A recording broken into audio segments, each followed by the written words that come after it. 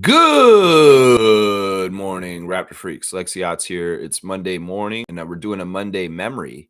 And the Monday memory is 4 years ago today, on August the 18th of 2021. The Toronto Raptors made the biggest free agent signing in the summer of 2021, and that was re-signing Masai Ujiri to be team president of the team for, I believe, a 5-year contract. Is 4 years ago today. Masai is no longer employed by us. You do the math. Yeah. 5-year contract signed on this day in 2021. 15 million a year, apparently. And also ownership of the team, partly. Yeah. I hear he was compensated this summer by Ed Rogers III to $60 million. Something like that. They paid him $60 million to go away. Not even use his abilities, his tools, his gifts, his talents, his aura, his abilities. None of that used. Just paid, go away. It's a waste. Horrible business. Horrible businessman, Ed Rogers III. Very stupid man. It's like Masai's a genius. Masai's so good at his job. You paid him anyway. You just paid him $60 million to just go away. It's ridiculous. It's one of the stupidest things I've ever seen in sports, ever. Dismissing someone who was very good at their job, extremely successful, was still kicking ass and doing a good job, didn't give a good reason for dismissal either. We still don't have a good reason other than Ed Rogers doesn't like him because he's a guy who's more handsome, more younger. I don't know. Actually, Ed Rogers is younger than Masai, but Masai looks younger than Ed Rogers because he's a crusty old piece of crap that is evolving into a troll as he gets older. So it's like, yeah, I can see why Ed Rogers hates at Masai Ujiri. It's the same reason why Donald Trump would hate Barack Obama. There's a more intelligent, more handsome, more charismatic, better at their job, more impactful human being than those pieces of crap, MAGA pieces of shit, Ed Rogers II and Donald Trump. Of course they hate them. They point out every single thing about themselves that sucks. And then instead of working on themselves, because they have power, they push people out like that. It's crazy. It's crazy. The insecurity, the little hand man syndrome of Ed Rogers III to dismiss Masai Ujiri for no good reason this summer is awful and stupid and totally on Ed Rogers III. It's sad. It's sad that he is so publicly inadequate that he would do this. You know, seriously, you just paid a man $60 million to go away, and you're not even getting the services rendered. You know, when ESPN wrote an article this morning, and it's stupid, once again, I'll read it in a second, but they're saying that we're crazy because we have such a high cap and we're not a winning team because we haven't won and gotten the playoffs in a few years. This is gaslighting, first of all. But listen, that's just, where we are in our rebuild right now.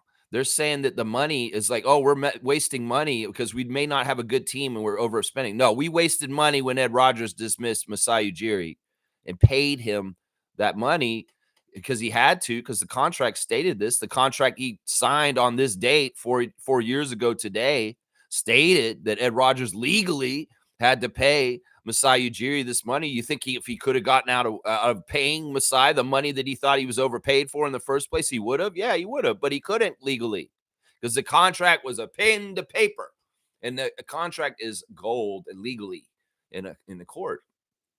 So he had to pay Masai that money to go away. I would have wished you just let him run his whole contract out, Ed Rogers III. Why the fuck didn't you let Masai work until next year when his contract ran out? And then you can say, I'm sorry, I don't have any more money to pay you, but I'm getting the value out of what we're paying you already.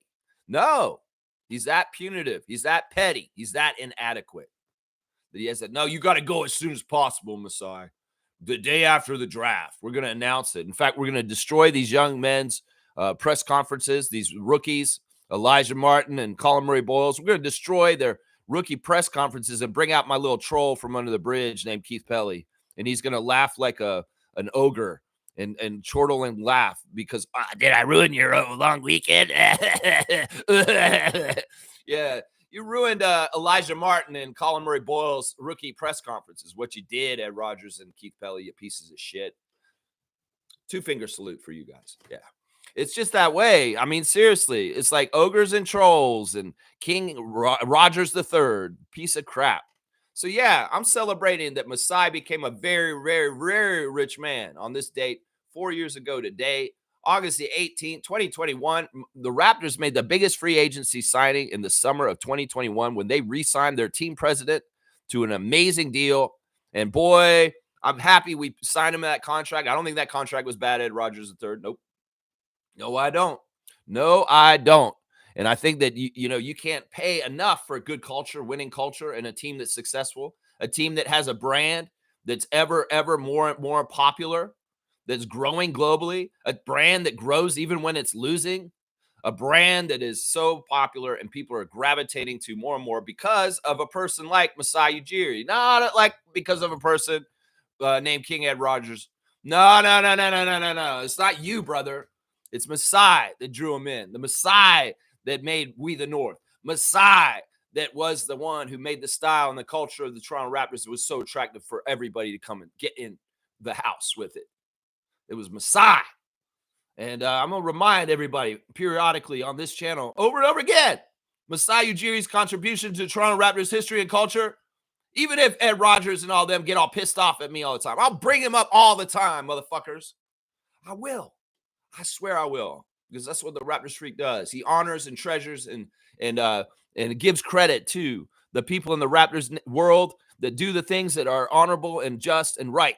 And I'm going to honor Masai till the day I die, because honestly, he deserves it. It's just like when I met Masai Ujiri in person after the George Strombolopoulos show in 2014. I shook his hand and I said, thank you, Masai, for coming to my team and fixing it. I already knew he had fixed it. He had barely been there a year. I said, I could tell his energy, the way he moved, the way he was talking about the Raptors, the way he was making moves, the way he was doing things. I knew Masai had our back for real. And I was like, man, thank you for fixing our team. He hadn't even done jack shit yet. He hadn't done the Rudy Gay trade yet. And I was already thanking him for fixing our team. And that's what I'm going to answer you, James, in a second. Yeah, that he hadn't done barely nothing, and I already thanked him. I already knew. I don't know why. Maybe it's the foresight. Maybe it's the ability to predict that we're going to do something really big.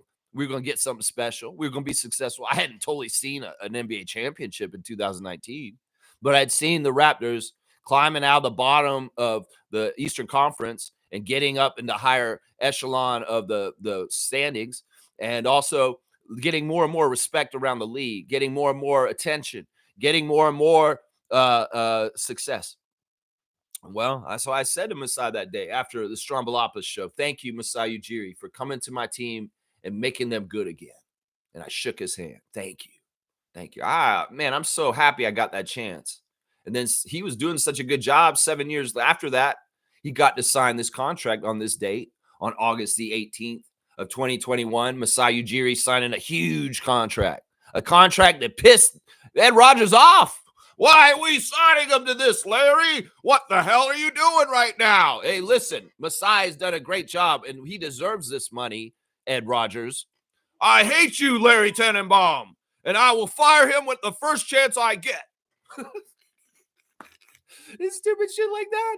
That's the shit that happened. He's like, he had to fire him as soon as he could. What's the reason he fired him, Keith Pelley? What was the reason, Ed? What's the reason he fired him, Keith Pelley? Come on, tell me. Tell me why he fired him. Why was it? Did he going to do a bad job? No, Masai's done a great job setting our culture. He's done a great job. Why did you fire him then, Keith Pelley? Tell me why you fired him then. Yeah, the Raptors were not doing were they not doing bad or good? What is it?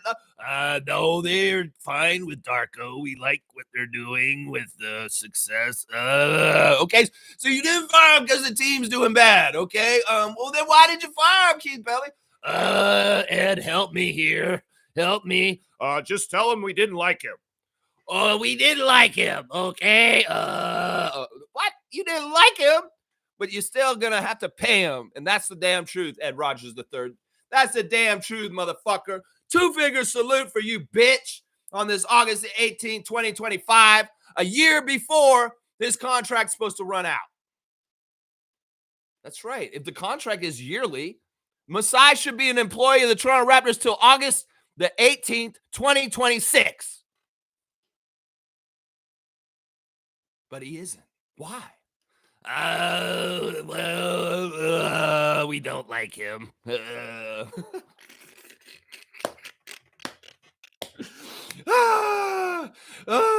right, let's go. 10 minutes of me being a fool. That's fun, eh? That's fun. I do want to honor this. I do want to throw Masai in Ed Rogers' face over and over again till the day I die. I will bring him up just to piss off Rogers, just to piss them off. Because seriously, Masai didn't do nothing wrong. And you know what? He's a badass. He's a man of grace. He's a man that will ease into his next part of his life and be extremely successful in abundance, just like he was here in Toronto. And I love you, Masai. And we miss you. We miss you. We miss you. We've seen Scotty on Twitch this weekend talking about missing people like OG Anunoby and Chris Boucher. I'm sure if you talk to Scotty about Masai, he'd probably say the same thing. Man, I miss Masai, man. I don't understand why Masai had to go. I'm serious. I don't understand that. He can't say that publicly totally. Because Ed Rogers might be like, oh, trade Scotty. Why are you trading Scotty, Keith Pelly? Help me, Ed. Why are we trading Scotty? It doesn't make any sense. We hate him. He likes Masai. Nobody's trading Masai. I mean, nobody's trading Scotty. So shut the fuck up. I'm just kidding on that. That's stupid. All right, let's go into the chat. Monique is the first one in. Superfan Mo, the greatest. It's the greatest morning when Superfan Mo is in the house. Good morning, Raptor Freak crew. Masai forever. If y'all don't remember this day, I lost interest in you. I love that. This is Monique. Monique is like Ed Rogers in some ways. She's like, no, if you don't like Masai, if you don't remember Masai, I have lost interest in you. You're out. That's right. Ed Rogers III. Monique Lawrence has lost interest in you as the super fan of the Toronto Raptors. If you ever meet Monique, I'm sure she's got a middle finger for you. Yeah.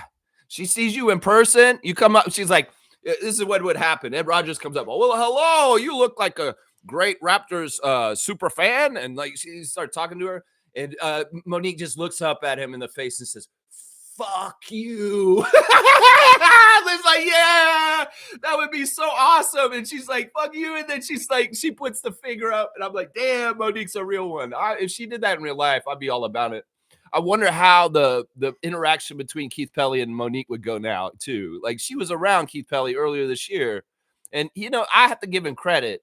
He was giving her a lot of time and talking to her. And, like, you know, he's acting like, you know, I don't know how he's acting. She said he was a nice guy. But I wonder if that conversation would go totally different this time. I wonder. I bet you Monique would be asking the same questions that I was just asking Keith Pelly. Why did you fire Masai? Why is Masai gone? I would love for Monique to confront these two pieces of shit to their face if she gets a chance in the circles that she runs in the Raptors world.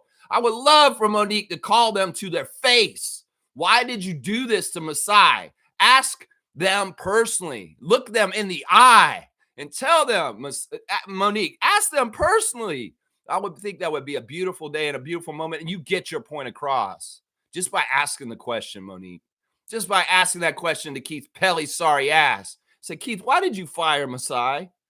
And see what he says. And look him straight in the eye and shame his ass. Seriously. Seriously. If I was you, Monique, and that opportunity comes up in the future, that's exactly what you do, Superfan Mo. That's exactly what you do. You do that in the honor of our great Masai Ujiri. That's right. That's right. That's right. Mo's saying, Lex, sometime next summer, I'm challenging you to watch a bit of Global Jam. Don't tell me it will be hard. All right. I like this challenge. I'm going to take it. In fact, you know what? Maybe we need to make a Raptor Freak hangout at the Global Jam next year and not sleep on it. And I'd like to go with you. If you haven't gone to a Global Jam event yet, I would like to go with you. And let's get this organized better next year. So, yeah, I love this challenge, Mo. I accept it. And, well, in some ways, I'm challenging you back. Let's go together. How about that? How about that? Let's go in person and make sure the RFF is in the house for the first time at the Global Jam, other than just Ahmet the Goat, who's there with his grandfather. Yeah. Yeah, we might go to Global Jam and we find Ahmed. Like, oh, Ahmed, hey, Ahmed, it's Ahmed and his grandfather. Yeah, be cool. James is here. Good to see Raptor Freak James. What's an underrated move by Masai that he pulled, in your opinion? It can be trade or signing. There's so many, James, other than the Kawhi trade. Yeah, the Kawhi trade's huge. I mean, I can list you a top 10 list probably, man. Really could. Bargnani off this top is a crazy good move. Rudy Gay, another amazing, amazing move. I would also say trading Terrence Ross to Orlando to get Serge Ibaka was a huge move. The Marc Gasol trade for Jonas Valanciunas was a huge move. We could go over all the drafting he's done, like OG, Pascal, undrafted Fred VanVleet. These are all huge moves. I mean, we could go on and on about this shit. I mean, seriously, the undrafted stuff is amazing. Getting Jamal Shed in the second round is amazing. These are all right here. Getting Scotty Barnes instead of Jalen Suggs, that's a huge move. That's a huge move. So, I mean, there's a lot of them, man. It depends on what kind of move you want. I can give you a trade, yeah. On Bargnani trade, a Rudy Gay trade, a Kawhi trade, a Marc Gasol trade, a Serge Ibaka trade. I can give you a trade if you want a trade. I could give you a free agency signing. I could give you a drafting. Yeah, there's a lot there. There's a lot there, James. There's a lot there. Trevor J's here. Good morning, Trevor J, the Commissioner of Fun. Good to see Trevor J back in the house. Hopefully 100% well in his health and feeling quite well on this Monday morning. We all live in this world thinking we have lots of time to fix all the rounds. We get to others. We don't. Our time can run out tomorrow. Yeah, this is kind of scary, actually. The way the world's evolving right now with fascist right-wing extremism in government and power, it's very scary. In some ways, there's signs that they want to have prison colony society where the United States has a lot of the population behind prison walls. And there's a huge amount of people living that way. And then there's a small percentage of very ultra rich that are just parasites feeding off of all the people behind the prison walls. And in some ways, that's the AI military prison industrial complex idea for what the future is going to be. But we don't have to accept this future. If we really want to stand up against it and revolutionize against it, we can stop it. But the people have to be mobilized and they have to fight and they have to do it the right way to get it to the right outcome. In some ways, these pieces of crap are not going to try and get out of power easy. And this guy thinks he's a dictator. He thinks he's going to be able to run in 2028 already. So it already is showing all the signs that, the shit is going to have to hit the fan. So it's in some ways it's like dystopia, living in for-profit prisons where you're making money for people while you're incarcerated, or we fight and we stop what they're trying to start, the corporations, the 1%, the billionaires, and the fucking racist ass Republican right-wing politicians, including Doug Ford and Danielle Smith, and all the Republicans in the United States. So that's what I'm seeing right there, Trevor. And in some ways, we need to be ready in the moment, maybe some preparedness ahead of time. If you can become more self-sustaining and self-sustainable as a person, meaning growing your own food, taking care of yourself and off the grid more.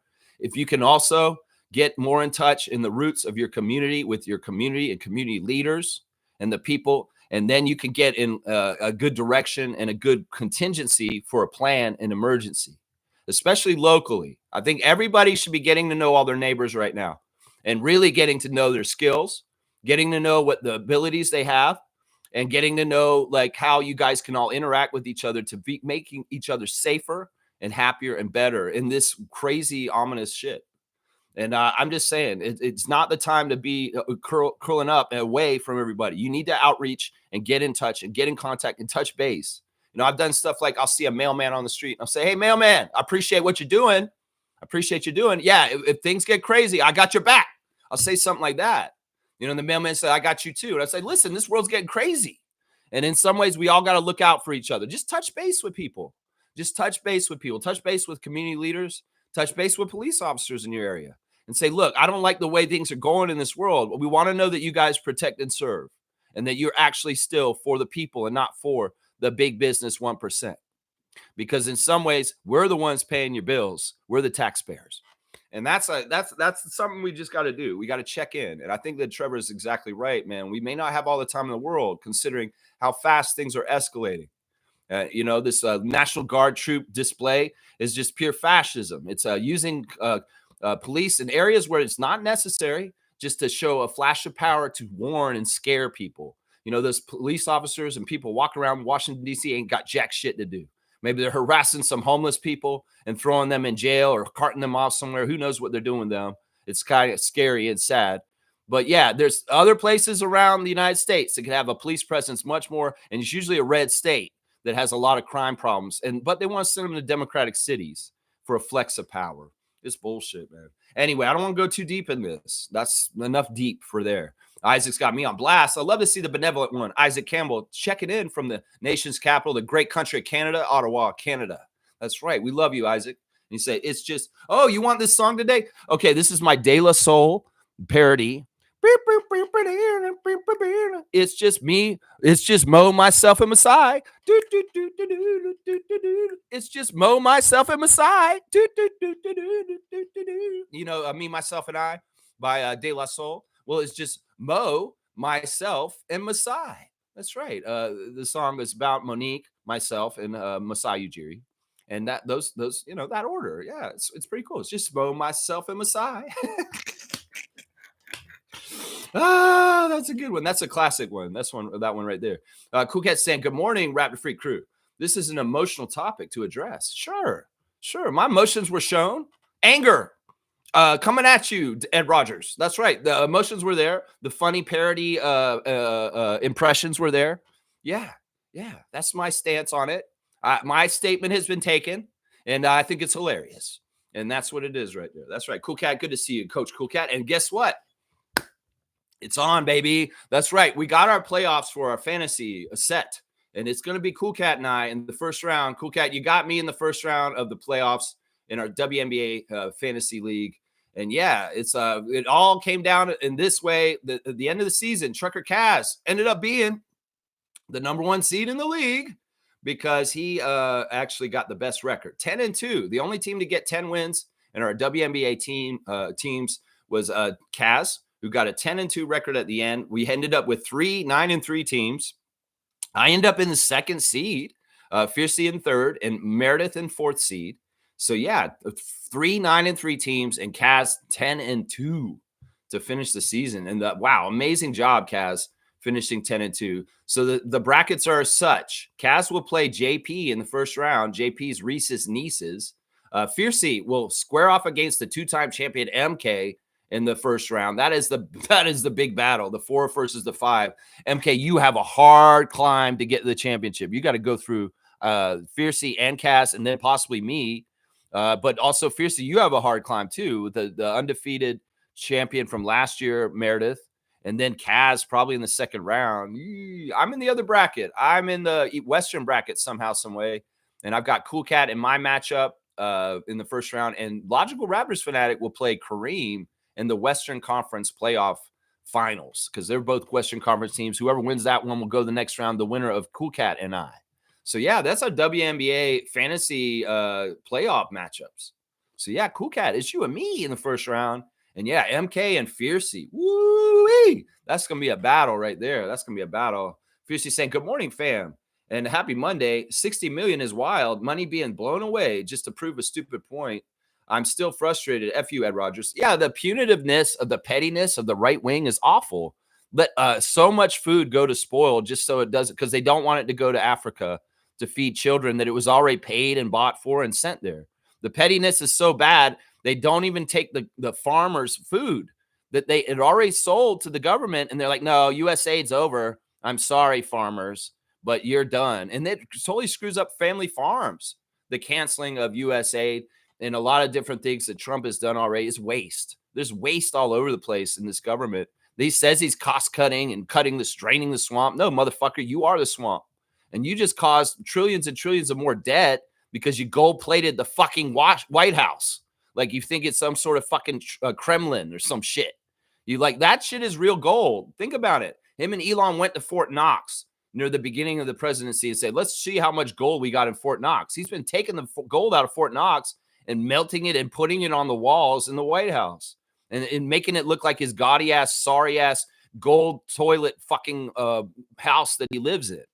It's bullshit, man. He's a grifter. He's stealing from the people, and the money's not going to food programs. It's not money he's got going to healthcare. The money's not going to education. It's going to beautifying his Air Force One gifted him by Qatar. It's going to gold plated everything. It's going to filling the water in a river for JD Vance to kayak. It's going to all kinds of crazy ass shit. This gilded age for these fuck faces is going to crumble down. This is the age of the fall of Rome, when the rich get so rich and greedy and then so opulent that fucking the masses are like, nah, motherfucker, I see what you did. You're stealing all our money and putting it into gold on the wall. You're stealing all our money and grifting it. You're stealing all our money and putting it through crypto and washing it, laundering that shit. Oh, there's all kinds of ways that Donald Trump's stealing from the American taxpayers right now. All kinds of ways. And they're just some, I don't even think he has that much support. I think that they just manufactured the support and he got in there. It's kind of messed up, man. I'm telling you right now, it's kind of messed up. Ed Rogers is good at wasting money, just like Donald Trump.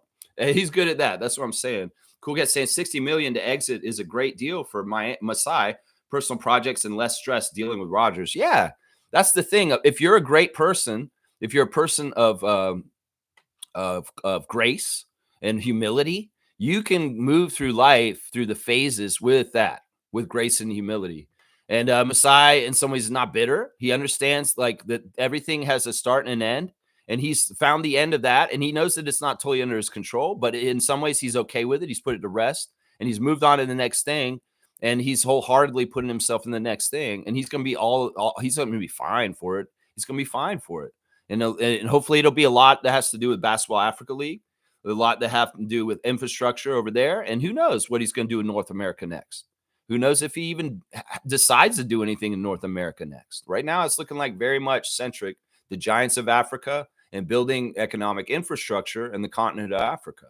And you know what? That's I'm sure that 60 million that Masai has is going to be way, way better spent and invested than any fucking the bullshit, the waste that's going on in Washington right now.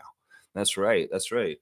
Fiercely saying, correction, F you, Ed Rogers III. That's right. That's right. Go put that trash in there. That's right. Smooth saying, I think there's money percentages built into Raptors playoff games as well. If Toronto makes it this year, Masai gets paid more. That sounds likely, Reggie. That sounds likely. I mean, if Masai's a smart businessman, I'm sure he put in all kinds of provisions in that deal he signed on this date 4 years ago that had stuff like that in there. And boy, that'd be great. Like if we, the Raptors are very successful and say do it for Masai and they get him a bit more of a payday. Yeah, I'll be all about that. Yeah. Fiercely saying, we love you, Masai. May you enjoy that money they gave you and that you deserved to get at signing. You took the organization where nobody else could. That's right. Now, I don't know if he's getting back and enjoying the money. I'm sure he lives a very nice lifestyle, but I'll bet you he's very, very smart about it. And he's not overspending or anything like that.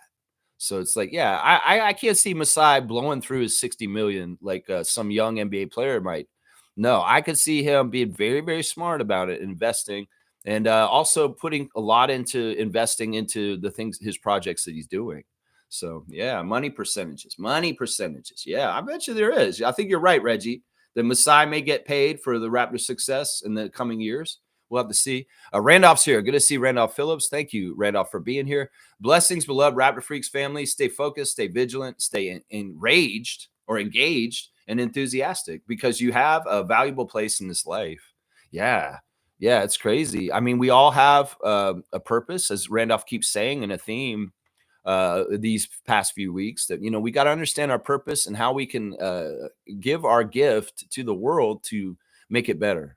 And I'm finding out more and more that, my throat chakra is a very powerful throat chakra, that I have the ability to put words out quickly in a very concise, simple way that people can understand to get messaging across. I'm a storyteller of sorts. I am someone who has the gift of gab that's able to put out concepts that may be complex, but in a way that's simple for everybody to understand. And that's a very powerful gift, especially in a very misinformed era like now with social media. I totally believe that creators and people like me, independent YouTubers, independent people that create are going to be more of a true news source for people than the actual mass media is. It's already happening, but even more so, more and more, because in some ways the mass media cannot be trusted at this point because it's bought and paid for by corporate interests that have their own idea what the future should be.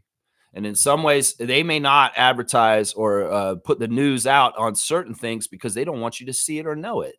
Well, that's why we're going to need people like me.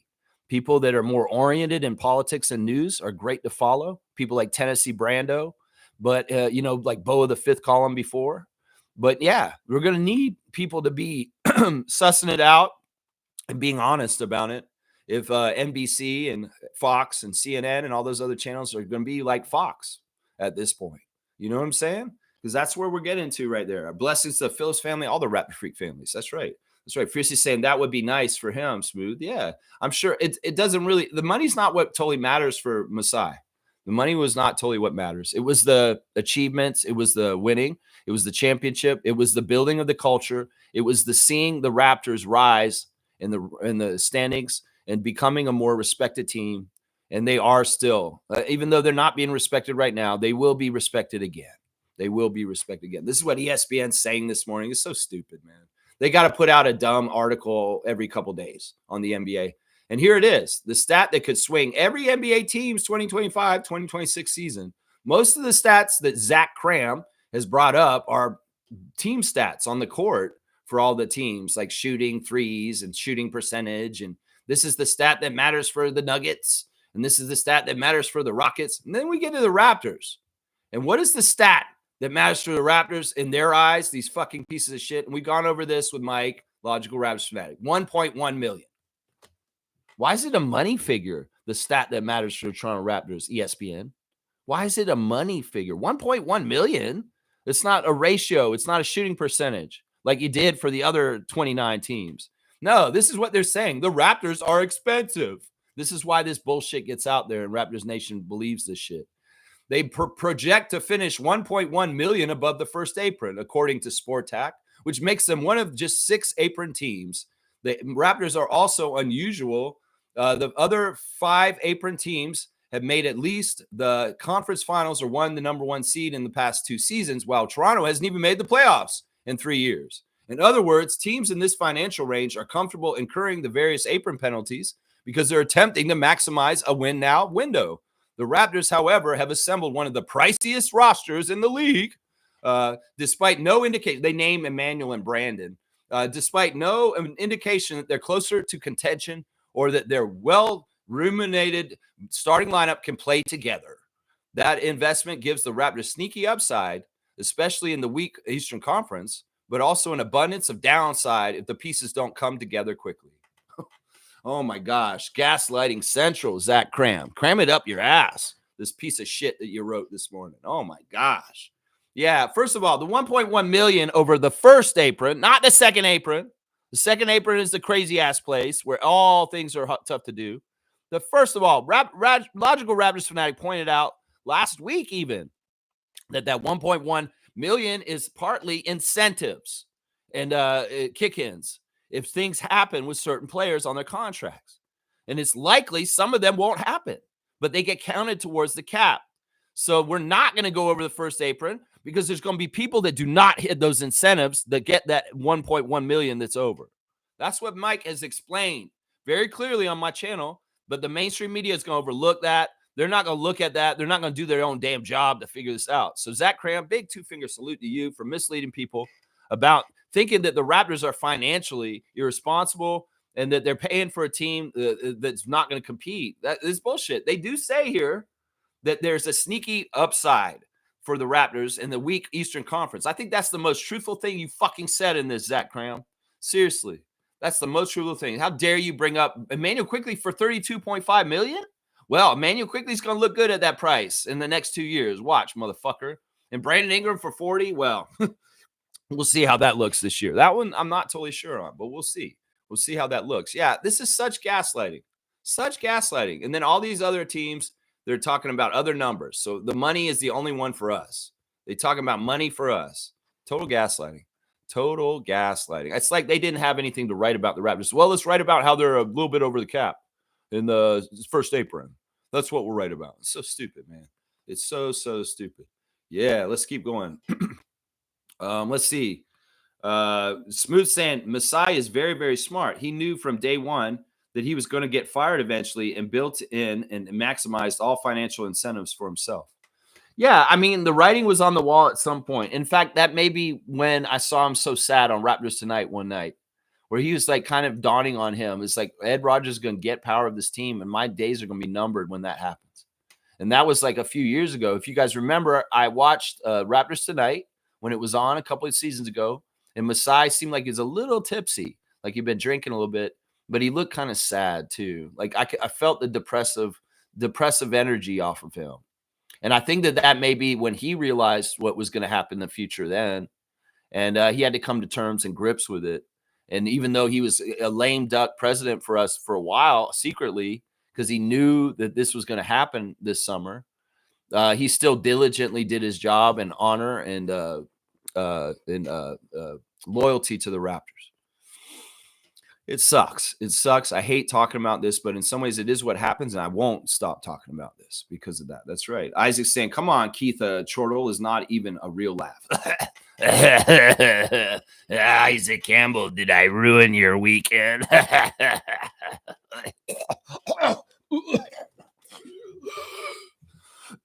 Excuse me.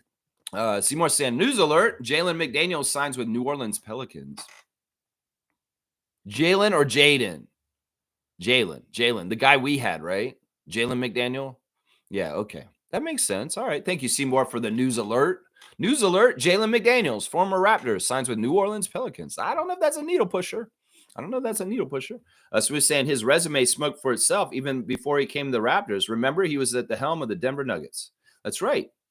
Masai, once again, we'll remind everyone, Masai Ujiri started in the NBA, sleeping in his car, not getting paid, and driving from town to town for the Orlando Magic as a scout.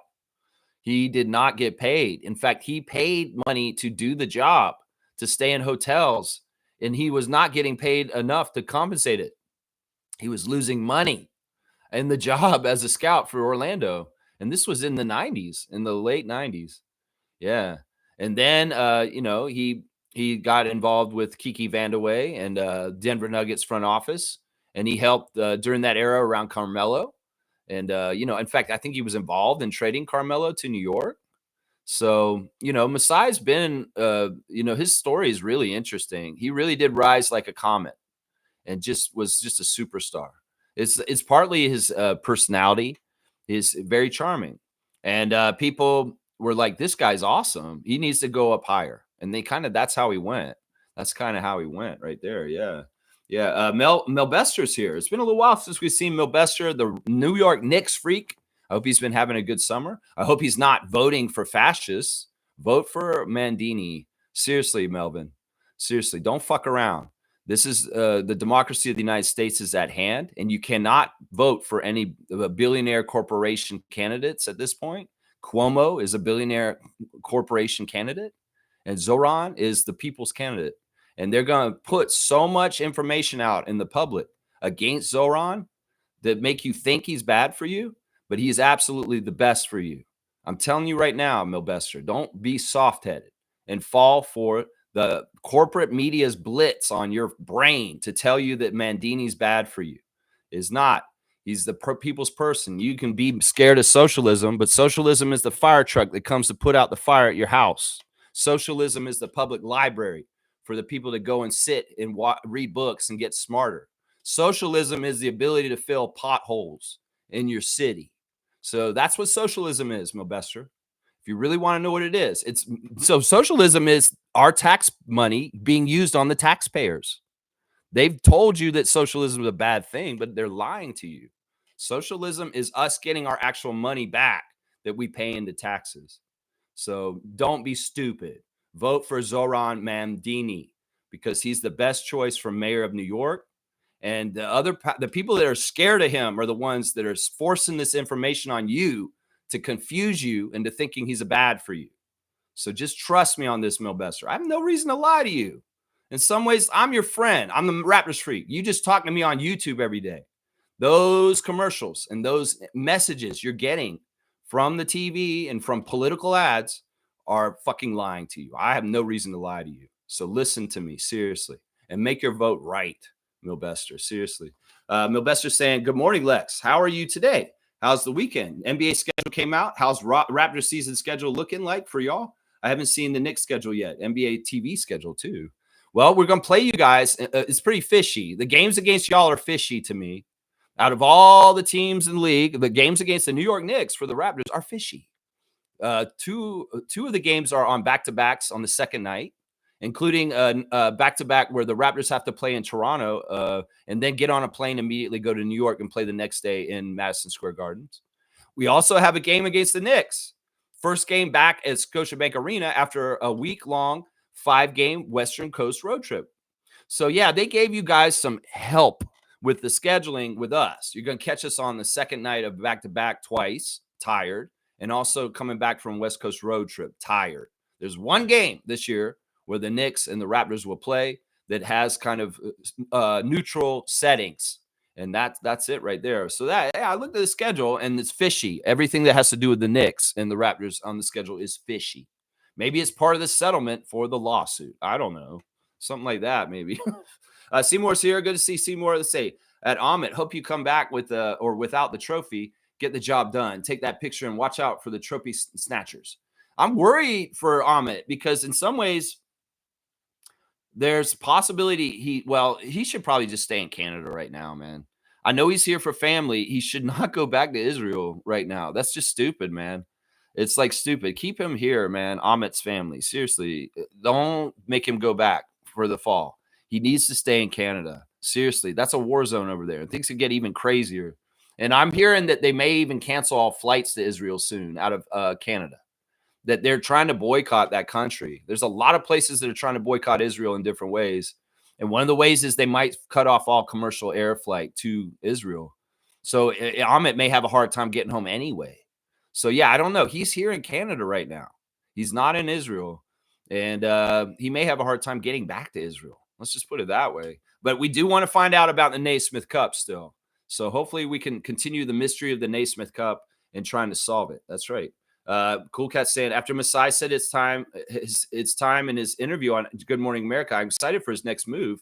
We moved on from the chip team players. I'm okay with moving on from front office personnel. New era, new team, change. Not too much, though. We want to keep the culture intact. And Bobby Webster, I don't want to see him go next, too. So, no, we don't want to change the front office completely. No. I want to hold on as much as we can and different people. But we couldn't with the players. Masai's gone because of a grudge. And, well, in some ways, Bobby, Jama, Jim Sand, Alex McKechnie, these are all Raptors champions still that are still working for us. And we want to keep all of them because, our ties to the championship are important. They are important. They are for sure. Kaz is saying good morning, Lex and Rap Free Crew. Congratulations to you, Kaz, on being the regular season winner of our WNBA Fantasy League with a 10-2 record. Yeah, he did it. Seymour saying, what a great week of basketball. Scarborough up, Calgary up, and Alberta girls and boys teams under 17 bringing home gold for Canada sports. Yeah. I saw that clip you posted on Facebook, Seymour, of the Calgary, the Alberta team winning in that tournament. I didn't even know about that tournament either. Was that at Global Jam? No, that was somewhere else even. So it's like there's so much basketball going on around Canada, I can't keep up. There's Global Jam, there's CBL, there's Toronto Tempo doing stuff. There's there's a under group tournament going on that Seymour was posting. There's the Team Canada stuff going on all the time. It's just a lot. And you know what? I'm going to try and do better. But yeah, that was cool to see. Congratulations, Alberta, on winning that. That's right. Most saying, I haven't been to Global Jam yet. Congratulations, ladies. Yeah, the Canadian team for the women's and Global Jam won the finals yesterday against, I believe it was USA. Was it USA? Yeah, it was USA. But I think the American men's won the tournament against Brazil, is what I'm guessing. Either that or Brazil won. But yeah, Global Jam finished up yesterday. Canada's women did win, and then the men did not. The men did not make the final. So yeah, but you haven't gone. Well, maybe this is what we'll do next year. We'll have to figure it out, and maybe we'll do a Raptor Freak hangout at Global Jam next year. I'm all about that. I need to go see it. Honestly, I do. Cool Cat saying the challenge with humans is we compare individually instead of for the good for everyone. Wealthy group together and exploit the poor human selfish genes, divide and conquer, ancient strategy. Damn, Lex, you're gonna knock me out in playoff round. Bummer. Yeah, it'll be a tough matchup for you. Listen, selfish people. Once again, I always get around to that Bob Marley song, those that will hurt all mankind just to save their own. There's a comeuppance for these kind of people in some ways. The people that are exploiters, people that exploit people that are got a colonial kind of mindset about going and taking people in groups and subjugating them for their own gain. It's messed up, man. It's evil and it's wrong. And in some ways, if there's a new code to the world coming, it's going to oust all this shit, and it's going to be more for personal freedom and individuality in certain ways. And we're going to expunge a lot of the bad characteristics about humans at a certain point. And I believe this. I really do. I feel like this is not sustainable. I feel like that more and more people's eyes will be opening and awakening to the fact that we have human parasites living amongst us that live off of us, and that we're sick of it. And that we stand up and we throw the little parasites off of us, and we go forward in a world where we don't allow a system of these people to do this again. I believe that's the best outcome, and that's what's going to happen. Is that there's going to be a hiccup, there's going to be a let them eat cake moment, and the power is going to change.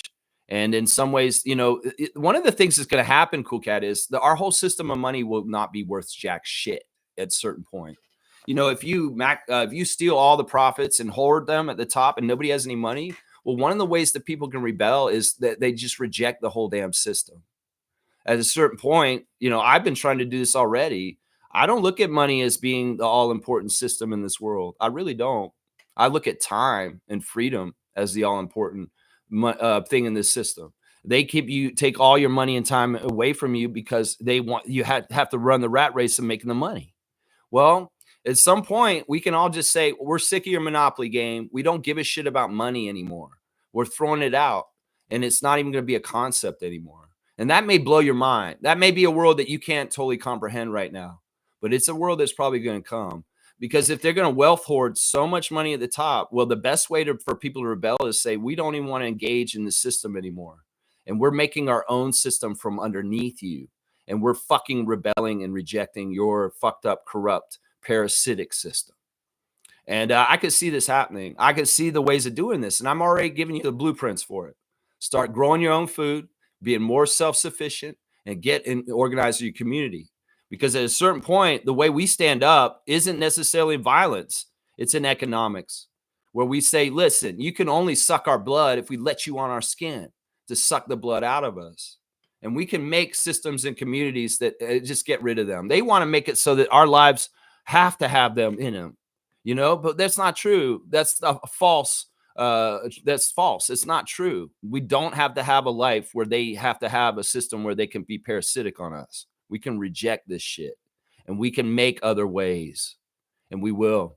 And we are going to have to, because that's the way you do it. You're going to have to reject. The system of capitalism is going to fall because the people at the top got too greedy, and it deserves to fall when it gets to that point. And that's just it right there. Seymour saying Saturday was Global Fest in Calgary. That's where it was. It was in Calgary. It's a fireworks competition between 8 countries. It was pretty cool. I went on Malaysia night. It was awesome, but was eaten alive by mosquitoes. Yuck. They probably had a monoculture lawn. That's why they had mosquitoes on you. They needed more dragonflies. I'm telling you, them dragonflies will take care of shit. They will. I have a bat in my yard too. I saw a bat the other day in the middle of the day. I had not seen a bat in my yard yet, but there was a bat flying around my yard. It's because it was hot and it was thirsty. But man, those bats, those dragonflies, those hornets, they eat a lot of mosquitoes. So this is the problem with the monoculture yard. Y'all don't want mosquitoes. Stop having just grass. You need to grow a wild strip so that you can grow the predators of mosquitoes, and they will eat them. I have a yard out here I haven't mowed for 2 months. It's overgrown and wild. People, if I lived in a neighborhood association, they saw my yard, they'd be like, give that man a violation. Violation. No, look, everybody would think I have mosquitoes out my ass. They looked at my yard. I have no mosquitoes. None. I have not gotten bit by a mosquito since, I don't know, I think it was May. And it's because I have an ecosystem in my yard that is allowing the predators to thrive of the mosquitoes. And I have so many beautiful dragonflies. Would you rather have dragonflies or mosquitoes in your yard?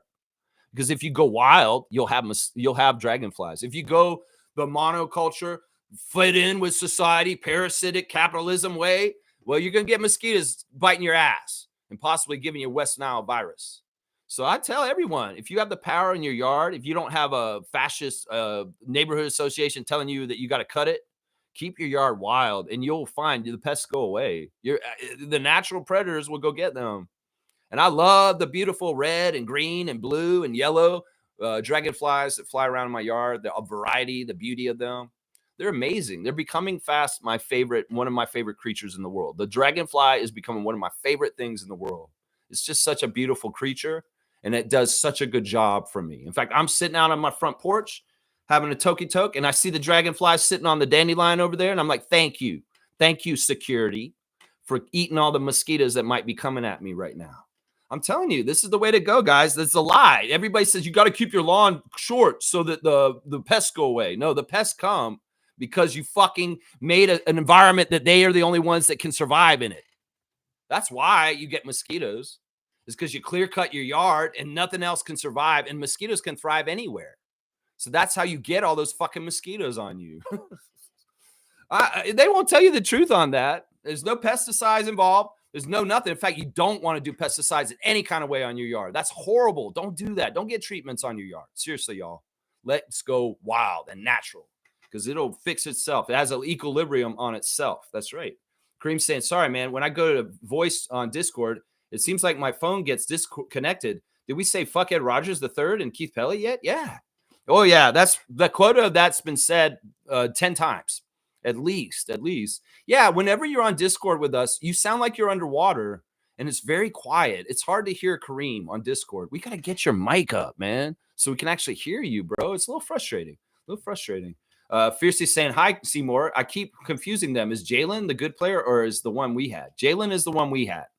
Jalen McDaniels is the Raptor one, not the brother who's on the Timberwolves, Jaden McDaniels. So, yeah, the good one is Jaden. The bad one just went to New Orleans. Yeah, that's what's it right there. No, that's Jaden. Yeah, Jaden. That's right. Fierce. Monique gets a dunk for correction. She's got it right there. She's being helpful and clearing it up there. Appreciate the producer, Monique Lawrence, on this. 84 on the dunk charts for Miss Monique today. Really happy to have Mo on a Monday morning today. Really, really happy to have her here. Let's see. Kaz saying Jalen is trash. Jaden is the good one that plays for the Wolves. That's right. Kaz is coming with that too. Seymour saying, eye candy, the one who played for us. Okay, everybody's answering. I don't think he's garbage. He's just not bright, and you need to average or a better IQ to survive. Yeah, I think it's true. And this is funny. He's bringing up what I was saying about the San Diego State guys. Yeah, they're not the brightest. I think Kawhi's brightest one out of the three of them. Malachi's not that bright either. And I think that really did hold him back from being the real true Red Van Vliet. It's like, look, you have to have a certain IQ to be Kyle Lowry, Fred Van Vliet, Jamal Shed Van Vliet kind of lineage. And Malachi just didn't have the smarts to get into that category. He's not as smart as President Fred. He's not as smart as the Groat Kyle. He's not as smart as Jamal Shed either. So, yeah, it's sad. I don't know. They don't teach them right at San Diego State. Yeah, Jalen McDaniels, stop wasting your life. Figure your shit out, bro. Figure your shit out, man. That's what I'm trying to say. What pop, Kaz? Hope you had a good weekend. There you go. I like that. Fiercely saying, yes, Masai was definitely off at his Raptors Delight appearance. Yeah, it wasn't really kind of a – it was a Raptors Tonight appearance. And it was with Randy Urban and, the panel. And he just was a little tipsy. I'd never seen him kind of drinking. And he had a sad energy to him. And I was like, why is Masai sad? Why is he depressed, drunk Masai? And maybe that was right around when he realized the writing was on the wall. And like I said, this is something that happened in like 2020 something. I don't know exactly when. Who knows? Maybe the rest of the call that Ed Rogers sent him after he signed this contract he signed 4 years ago today, where he said, I don't think you're worth the money. There may be a little add-on saying, and when I'm in power, you're gone, is what he said. Maybe that was the part that was left out that wasn't reported on by Michael Grange or other people. It's like, oh, yeah, but when you're gone when I'm in power. When Larry steps down, you're gone. He said something like that to him.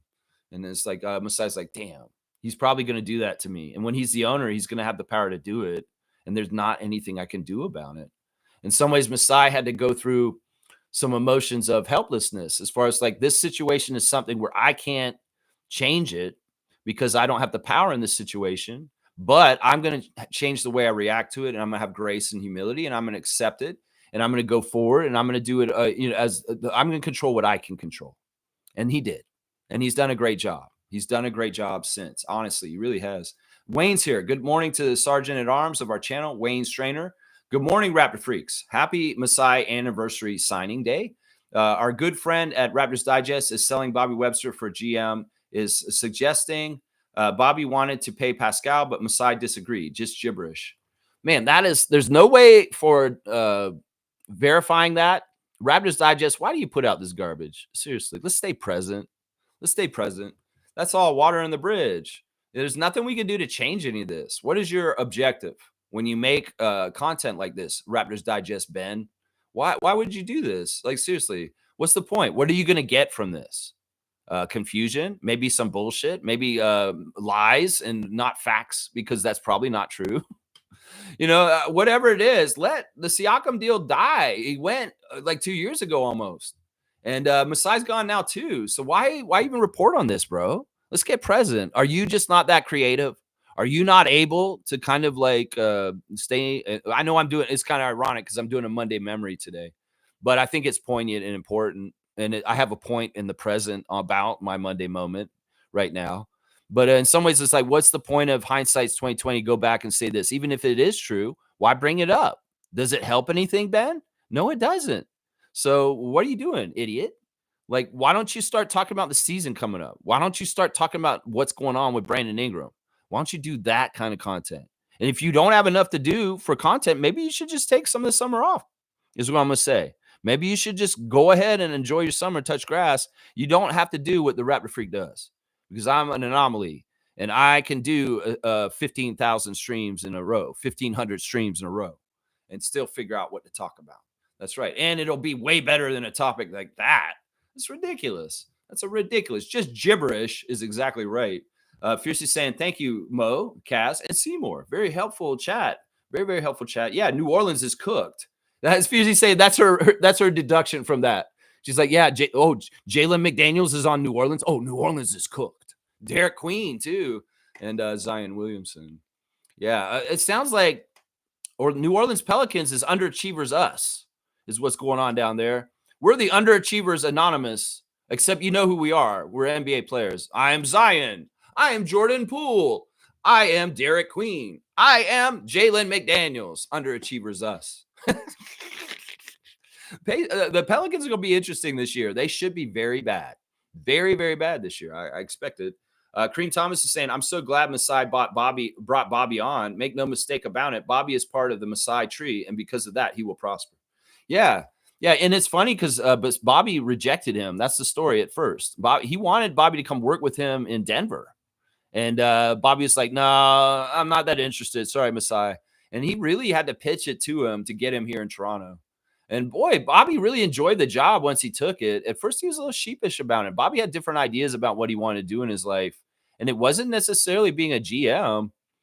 And, he took to it like a duck to water, and he loves it. I know he loves the job, what he does with the Raptors right now. And that's why, in some ways, I want him to stay as the GM. Because seriously, if you change your job position, it may not be as fun, and you may lose some of the stuff that you enjoy about it. Bobby's such a wheeler and dealer. He's such a charmer. In some ways, we need him on the phone with the other teams and being our strategic deal maker, as far as the person who's talking and wheeling and dealing with the other 29 NBA teams. This is such a good position for him. That's why, in some ways, I don't totally agree with bumping him up, because I think his position of power is at the general manager. And in some ways, we want to keep people at plus power at those positions. Masai was plus power at team president. And, I think Bobby will be a great team president eventually. But the man is a young man. He's in his 40s. And he has time to do the GM job very vivaciously for years to come. And then, he can always hopefully transition to being a team president at some point too. So I think that he's still got really good years as a GM. It's kind of like a player. Do you want to retire early just to become a coach? No, you want to play as long as you can play, right? Well, as long as your body is up, like Garrett Temple, to play and be in the league. Then afterwards, you go and become a coach. And it's kind of like Father Time tells you when. Well, I look at this the same way with Bobby as a GM. Is that in some ways he's a very good GM. He's a good position right now. Don't mess with that. Don't mess with that. I'm telling you, if we bump up Dan Tolzman to GM and Bobby's the team president, Dan Tolzman may not be as effective on the phone talking to the other 29 teams as Bobby is. Now, he may have a lot of work doing it already, and he's working on it. But to me, if you've seen Dan Tolzman in the press conferences, you've seen Bobby. Who do you think who's going to do the deals better for us? Seriously, just by their personalities. I mean, I'm sure Dan's very astute and shrewd and very, very intelligent. But in some ways, there's a certain kind of like Bobby's kind. Come on, you're shitting me. You're not gonna fucking do this to me. I'm sure how Bobby could talk on the phone with the other GMs. He's like, all right, let's do this right here. Hello, Sam. Hi, Sam. This is Bobby. Listen, if you want to make this trade, we'd love to bring him home. Honestly, we would do this, but you're being ridiculous. There's no way we can send you 3 of our starters for him. We cannot do that. I know the money would line up and stuff like that, but we can't do this, Sam Presti. I'm sorry. I know we would love to have him here in Toronto. Trust me. He is, honestly, we think he's one of the best players in the league. He obviously is from this past year. But no, you're crazy. No, Sam Presti. No, Sam Presti. No, we're not going to do that. I'm sorry. This is my final offer. We'll do this and this and this for SGA. And he's like, okay, all right. We're going to call again on this one in a couple weeks. Okay, bye. I don't know. You got to understand that's the GM job right there is what I just did. It's kind of like getting on the phone and arguing with Sam Presti. So in some ways, we need somebody who's going to be good at that, right? Mbester's saying, just enjoying the MLB season before the playoffs with the NFL season starting soon. Why are you skipping the MLB season, Yankee fan? Why are you skipping the MLB? Wow, you should be excited about the postseason. Why are you not excited about the postseason? Mbester, Mr. New York, Mr. Yankee. Why? Have the Blue Jays been sweeping the Yankees this year? But at least the NBA season is back. Not yet. You're too soon, man. We've still got over a month at least. And that's even just preseason. Don't feel too excited for the Knicks. We didn't make big move in the offseason, just small ones. I like that you're tempering your expectations for Mike Brown's team and the New York Knicks because honestly, you should, Mbester. You should. In some ways, the Knicks have had really good moves, but they've made bad moves too on the down low. Mikal Bridges was a really bad move. Seriously, I really think that they shouldn't have done that move. That move was stupid. So stupid. If they had not done the Mikal Bridges move and they just kept Isaiah Hartenstein, you guys might have been champions this year, honestly. Seriously. If y'all had kept Isaiah Hartenstein and not gone and got Mikal Bridges and just stayed with that power forward up front, you guys might be NBA champions right now instead of Oklahoma City. I'm telling you right now. Seriously, they fucked up when they let iHeart walk like that. You probably did fuck up too by losing DiVincenzo also. Yeah. I mean, I don't like the moves you guys have been making this summer. And similar to Milwaukee, you guys are making little piddly moves with like guys that are half-ass players that have kind of been washed and moved around the league a lot. And they're just showing up on your team as filler. In some ways, they're pros that have been around, vets that understand the game, but they're not really winners. Some of the guys you picked up this summer in off season, New York Knicks team. Yeah, it's going to be interesting. I think you guys will be a top team in the East still, but I think that there's going to be dysfunction around you guys. And in the playoffs, it'll come out and y'all will fail in the playoffs. But I could see you guys being a top 3 Eastern Conference team this year still. I will say that. I'll give you that. I think y'all will be a good regular season team, but you will fail in the playoffs. Partly because you guys rely on Jalen Brunson too much. Kareem saying, wait, did Amit bring the trophy home? Was it mission impossible? No, he said that he has to wait to go to Maccabi Tel Aviv because it's not season there. They're not having their season right now. So he can't go to the arena to go inside to investigate. So he has to wait till the season starts so that he can buy a ticket and go to the game. And then he'll go in there and see if he can find it. That's what we're doing. That's what we're doing right there. Yeah.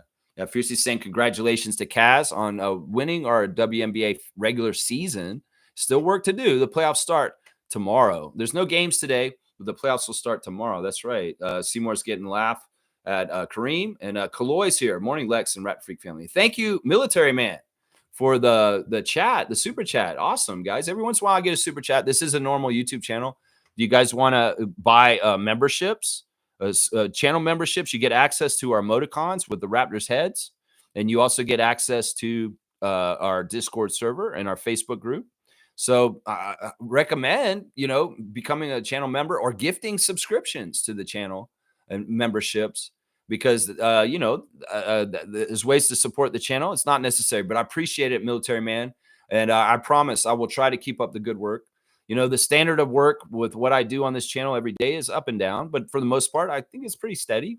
I don't know, but I appreciate you, man. Salute to you, Military Man. How about that? Isaac's saying, dunk at Lex for the local security, bats, dragonflies, and positive Raptor freaks. That's right. Listen, man, the meek shall inherit the earth. And it's not just personalities and humans, sure, babies, old people, people that need defense, they are the meek. And in some ways, the animals are the meek.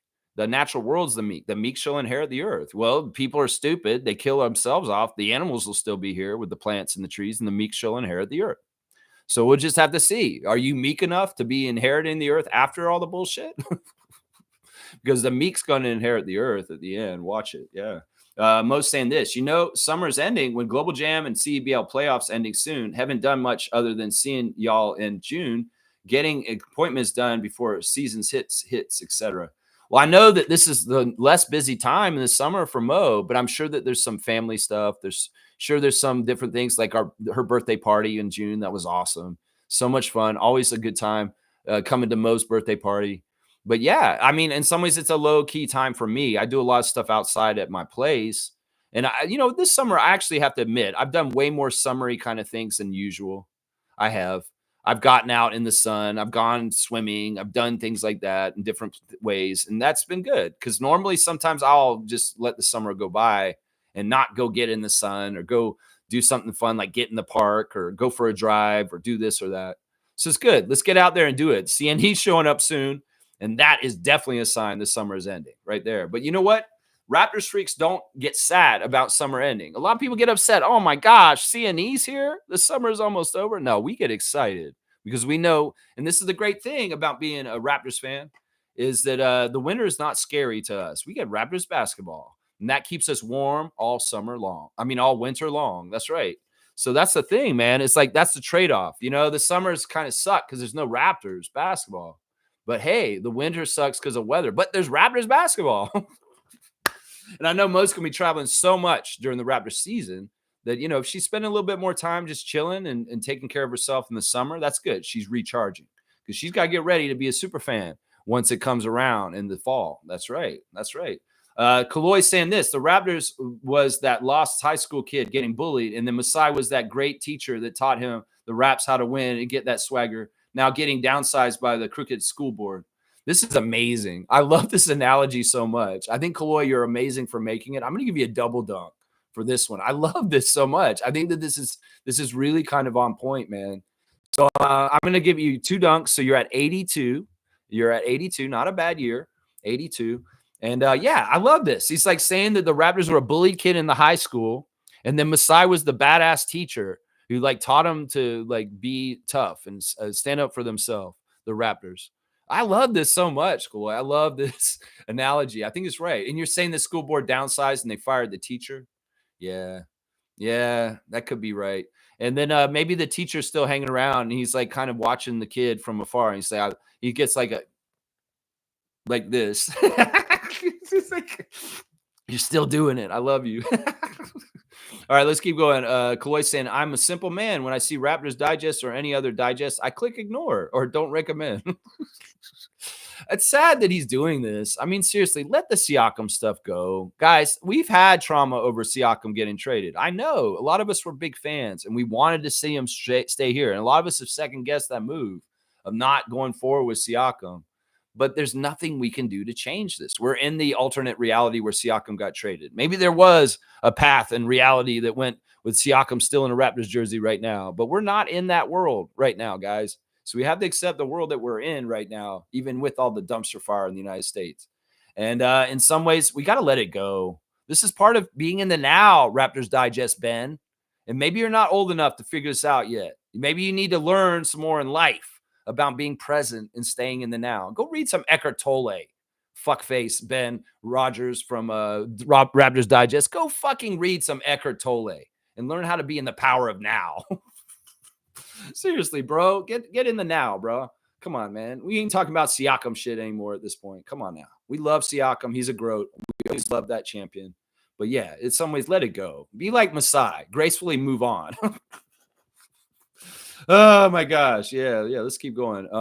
Seymour's doubling down on what Kaloy said. I like that. Sheriff saying they will have the same problem as the Spurs. 3 guards who need the ball in minutes. Fears Poole and Murray. Spurs future problem for Fox, Castle, and Harper. Listen, you're saying they're going to have that problem with those guys. Now, I don't know Jeremiah Fears. I don't know him at all. I'm going to see how good a player he is. But those other 2 guys, they've been problems everywhere they've gone. They've been useless players. They've been arrogant players that are honestly not as good as they think they are. Whether it's Jordan, I'm going to slip in my own pool of sweat, or DeJounte me from here to there. And everybody says after they trade him, oh, wow, that was such a great move. We got better after he left. So it's like, I don't see anything there. Murray and Poole are both dead ends as NBA players, obviously. They're very talented and they're good scorers. But in some ways, wow, it makes sense that they're collected on the same team because in some ways they have the same faults and the same problems. It's something that just don't add up. They're not winning players. So Murray and Poole, they belong together. I don't know about Fears, though. I'll have to find out about him. I'm going to have to find out about him. That's interesting. Kaloy's saying that Fox contract going to be aged badly. The De'Aaron Fox one? We'll have to see. Why are they critical of the Raps salary issues while people getting paid $60 million per year and not even top 5 player? It's gaslighting. It's gaslighting. In fact, they don't – it's so crazy. They're looking at our whole starting lineup and they're scared of it. And their way of trying to get ahead of like gaslighting us with it is to say it's too expensive and it's not worth it. And they hope the Raptors fans will get upset and they'll raise a stink enough that they'll pressure the front office to make a trade, to trade somebody off our team. I think in some ways it's from fear. I think it's from fear. I think that the Raptors are scaring people on paper. And that in some ways to get ahead of it, ESPN and other teams may be putting out rumors that they need to trade RJ. They need to trade Emmanuel. Oh, they overpaid for Emmanuel. Oh, they need to get rid of Yak. They don't want us to be good, and they can see it. So the last-ditch effort before it's revealed that we are good is to gaslight us into thinking that we're too expensive. I think that's it right there. Let's see. And I think you're right about De'Aaron Fox, Kaloy. Dan Rose here. Bobby Webster at one point was hoping to join the CIA. That's right. He kind of came clean about it on Hello and Welcome podcast at Holt Renfrew this summer. He kind of said he was in Washington, D.C., and he was going to have an interview, but he kind of went in for the first interview and they didn't call him back. So it was kind of very preliminary. But that's the kind of person that he is, that he's the kind of ilk that he could be in the CIA. You know, that's what I'm saying right there. Yeah. Dunk at Carlo JS. Yeah, I'll give him another one. That was such a good analogy earlier. Kaloy's getting a triple dunk kind of here. 85, bro. You're 85 on the dunk chart now. 85. Boom, another good year. That's right. Let's see. Kareem Thomas is saying, wait, so is Raptors Digest an offspring to my cable bill? Fuck Ted, fuck Keith, and now fuck Ben Rogers. I don't know. Oh, because of his last name? You think he's in the Rogers family? I don't even know if that's his name. Is his name Rogers? I think it is Rogers. Or is it Hogan? It's not Ben Hogan. It's Ben Rogers, right? I don't care. That little kid, I remember when he had a little kid's voice, and then his voice changed like Peter Brady, and there was an awkward phase where he's like, the Raptors are wanting to get James Harden. And it's like going all up and down like Peter Brady in that Brady episode. It's like, yeah, he was going through transitions of growing into a man on his channel while he's doing it. And yeah, he had those voice crack moments. I have just crap in my throat. That's why I sound like that. I sound like Keith Belly. He's doing too many Keith Belly voices. Now I have crap in my throat. Yeah, that's just him. You know, I could make a really dirty joke about him and Ed Rogers right there, but I won't. You can fill in the blanks in your mind. That's right. Kaloy saying, Seymour, hi. Fiercely saying, I've tuned off every Raptors-related content. Our messenger group, Discord, and Raptor Freak channels suffice for me. That's the great thing. Seriously, if you want membership of this channel, you can get a filter. That's what this is. In some ways, I'm filtering Raptors content for you guys. I'm distilling a pure, positive Raptors content for you guys from all the toxic garbage, and you guys are helping me. Monique and Trevor come over to the juicer with big fruit content, and they put it in the blender, and we grind it up. We get all the bullshit out, and we bring the positive and the good stuff in. That's what we're doing here. In some ways, it's like Raptors fans. I'm a filter aggregator. That's what I called myself to Mike the other day on the phone. I was like, in some ways, I'm like an aggregator because I know I'm an aggregator. These aggregators. They take all the news from everywhere and they put it all in one place. Yeah, that's kind of convenient, right? It's part of the reason why people watch me is because they know this is a one-stop shop and they're going to know more about the Raptors in the current right now than any other content that's going to come out. I'm sorry, Sean Woodley, Locked On Raptors. You're not going as deep as I am. You're not. And that's the thing. I will distill it. I will put it through the strainer, Wayne strainer. And I will say, this is the good stuff. And I say, this is what we need to talk about, y'all. Not a bullshit article on ESPN. Not some Raptors Digest content that's half-assed and full of shit. No. This is the straining of the Raptors content in the Raptors world. And you get the distilled, pure, positive stuff that's worthwhile and useful. That's the service we're providing here. An aggregator filter of filtering all the bullshit and getting to the stuff that matters, talking about the things that matter for Raptors fans that actually do love their team and care about them being successful. That's what we're trying to do here. That's right. That's right. And I mean, listen, there's a lot of power in some ways in this, and I want to be responsible. I want to be factual. I want to be able to be accurate. And in some ways, I appreciate people like Monique and Trevor and all the other guys and people that come in and put stuff in our chats and bring information.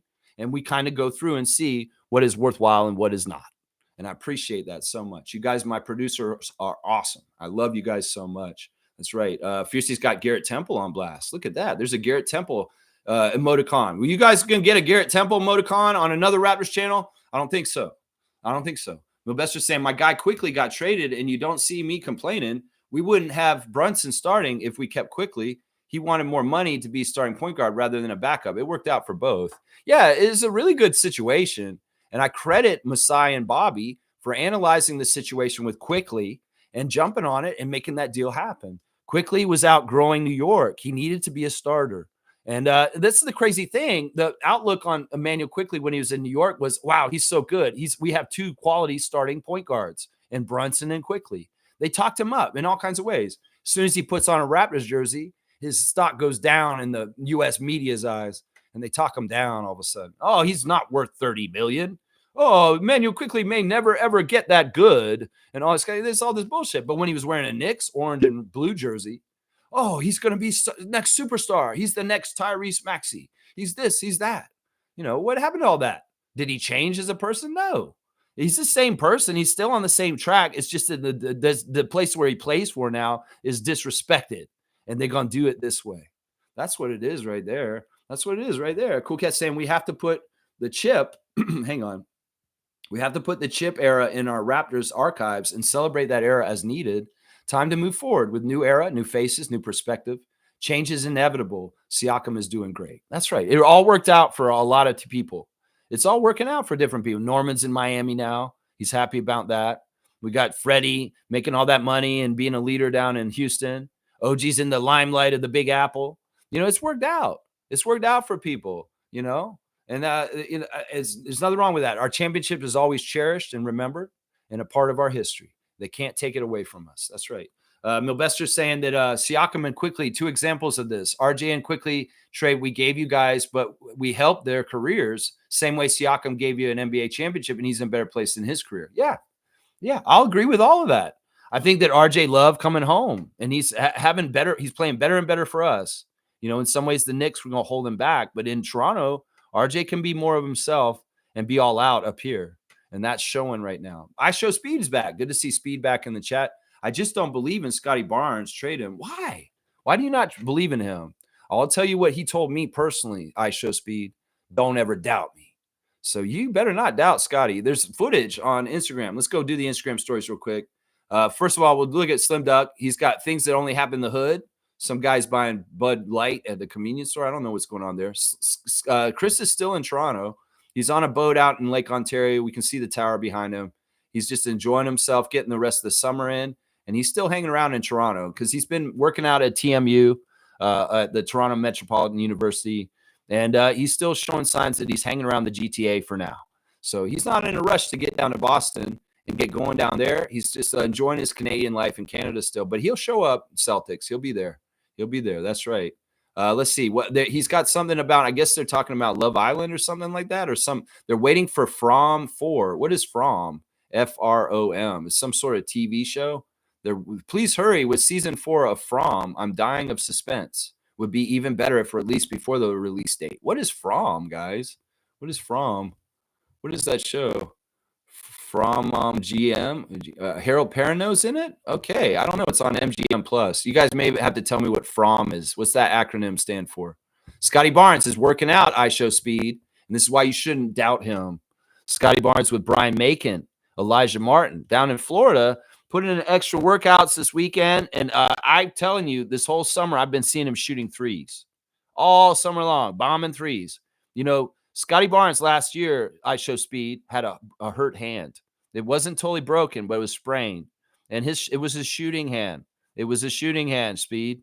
And in some ways that affected his three-point shooting. And a lot of people said, oh, Scotty's not good because he can't hit threes. No, he can't hit threes because he hit his hand on the rim and his fingers all messed up. And he couldn't shoot straight last season. Well, his hand's better. He's coming back with a vengeance. He's going to bring that three-point percentage up. And he's going to show you what a healthy hand looks like when he's shooting. And you'll be seeing it this year, Speed. So don't doubt Scotty Barnes. You tell me he's not it. He's not him. The man played with a semi-broken hand last year on the down low. He made his 65 games for qualifying for postseason awards. He showed up every game as much as possible, even when hurt. No, Speed, you got to believe in Scotty. He's coming. He's a smart player. He's just coming in a different route than you're normally used to. Some people are a little more direct in their NBA careers as superstars. He's got to percolate. He's got to come around the bend. He's coming a little bit of the long way, the harder way to get where he's going to. Because in some ways, unlike other superstars around the league who just dote on their offense, put all their energy in their offensive game so they look good. You know, people like Bradley Beal. People that, I put all my energy into offense so that I look good. Well, Scotty's not doing it that way. He's going the harder route, the route that's less traveled. And that's putting defense first, putting a huge amount of defense into his game first. And then as he's gotten used to that level of defense, he can add the offensive energy and build on top of that. And then you will see what I'm talking about. So I show speed. I will caution you, just like Scotty Barnes cautioned me 4 years ago in a chat. He said, don't ever doubt me, Raptors freak. And I'll say that to you right now. He said that to me personally. That's right. He said that about a 2K game, not about his NBA game. I was not doubting him in his NBA career. I was doubting that he would win an NBA 2K game. And guess what? He did come back and win. And afterwards, he said that. That's right. Fiercely saying, by this time next year, it will no longer be a showtime for Lex as the Toronto Temple will light up the stage. I'm so excited. Looking forward to it. Lex, get ready to have a very busy 2026. Yeah, I'm excited about covering the WNBA very closely next year with Toronto Tempo. You know, in the fall, we're going to get players near the end of the year. We're going to have a coach. We're going to have a jersey. We're going to have a lot more things that we can point to and say, this is Toronto Tempo. And it's all coming. It's very exciting. Very, very exciting. And next year, I can't wait to do game previews for Toronto Tempo games and reactions the day after. And it'll make my show a lot more easier in the summer. That's for sure. That's right. I'm going to do more on CBL going forward too. I'm hooked. The Canadian Elite Basketball League is an amazing product, and I am hooked. I'm going to be promoting that league way, way more in next year. I'm telling you right now. I got to do it as a full league, though. I can't really kind of cater to just Scarborough, even though my proclivity is to. But in some ways, I want to do full league coverage of that team, and I won't be Scarborough Shooting Stars freak because I want to give equal coverage to the Sea Bears, the River Lions, the Alliance, the Blackjacks, the Bandits, the Surge, all the teams, the Honey Badgers, the Honey Badgers. That's right. Kareem saying, I'll put the content through a strainer, Wayne Strainer. What a bar. Yeah, you like that. You like that. I don't know. I mean, I don't technically rap, but I do come across improvisational gems. It's just I don't know. That's part of the chakra, the throat chakra I was talking about, the gift of gab, the ability to be talking out of my ass. Like I'm just talking right now. I don't have a script. I'm going off flow of consciousness every single day when I talk to you guys. And sometimes something like that'll happen through a strainer, Wayne strainer. Yeah, there you go, there you go. You caught that? You like that? You like that, huh? Wayne probably was honored. Wayne was like, look at what Lex just did there. That's pretty cool. All right, I'm gonna give Wayne Strainer a dunk. I'm not giving Kareem a dunk for this. I'm gonna give Wayne a dunk for his name making me have an opportunity to impress Kareem. 90 on the dunk charts for Sergeant Wayne, who's my watch the game buddy. Wayne and I have been watching all these games together, the FIBA games, and it's been a joy. I'm telling you, man, Wayne and I are a good team to watch games with each other. He's hilarious, man. I'm having so much fun hanging out with Wayne. Let's see. Milbester's saying this, especially I'll say this as a Knicks fan. Don't feel bad about Siakam not on the team after trading him. It's not his fault the front office didn't put the best team for him to win. Well, that sounds like you're slighting Masai and Bobby. Oh my gosh. Revisionist history will have weird takes. No, listen. No, Milbester. No. We did what we could in the situations we were in. Look, we wasted a lot of time with people like Alex Lynn and Aaron Baines and different people like that. We had problems after the championship, after Kawhi didn't come back, after we said goodbye to Mark and Serge. Is really when we said goodbye to Mark and Serge, everything kind of went to shit. At that point, it was Siakam's team to take over and lead. And well, there were some signs that he would be able to be a full franchise player, but some signs that were showing that he wouldn't be. And, you could blame the supporting cast and stuff like that. But if there was a natural growth progression on the schedule that we wanted, Siakam would have been our franchise player after Mark and Serge left. But he wasn't ready yet. And in some ways, the reality of it was Siakam has his own stages of growing as a player. And in some ways, he's on his own schedule. And that's just what it was. Now he's more closer to that kind of stuff as a pacer in the last couple of years. And I wish he had more of that kind of acumen and experience and knowledge at that time. So it's like, I'm not going to blame the front office.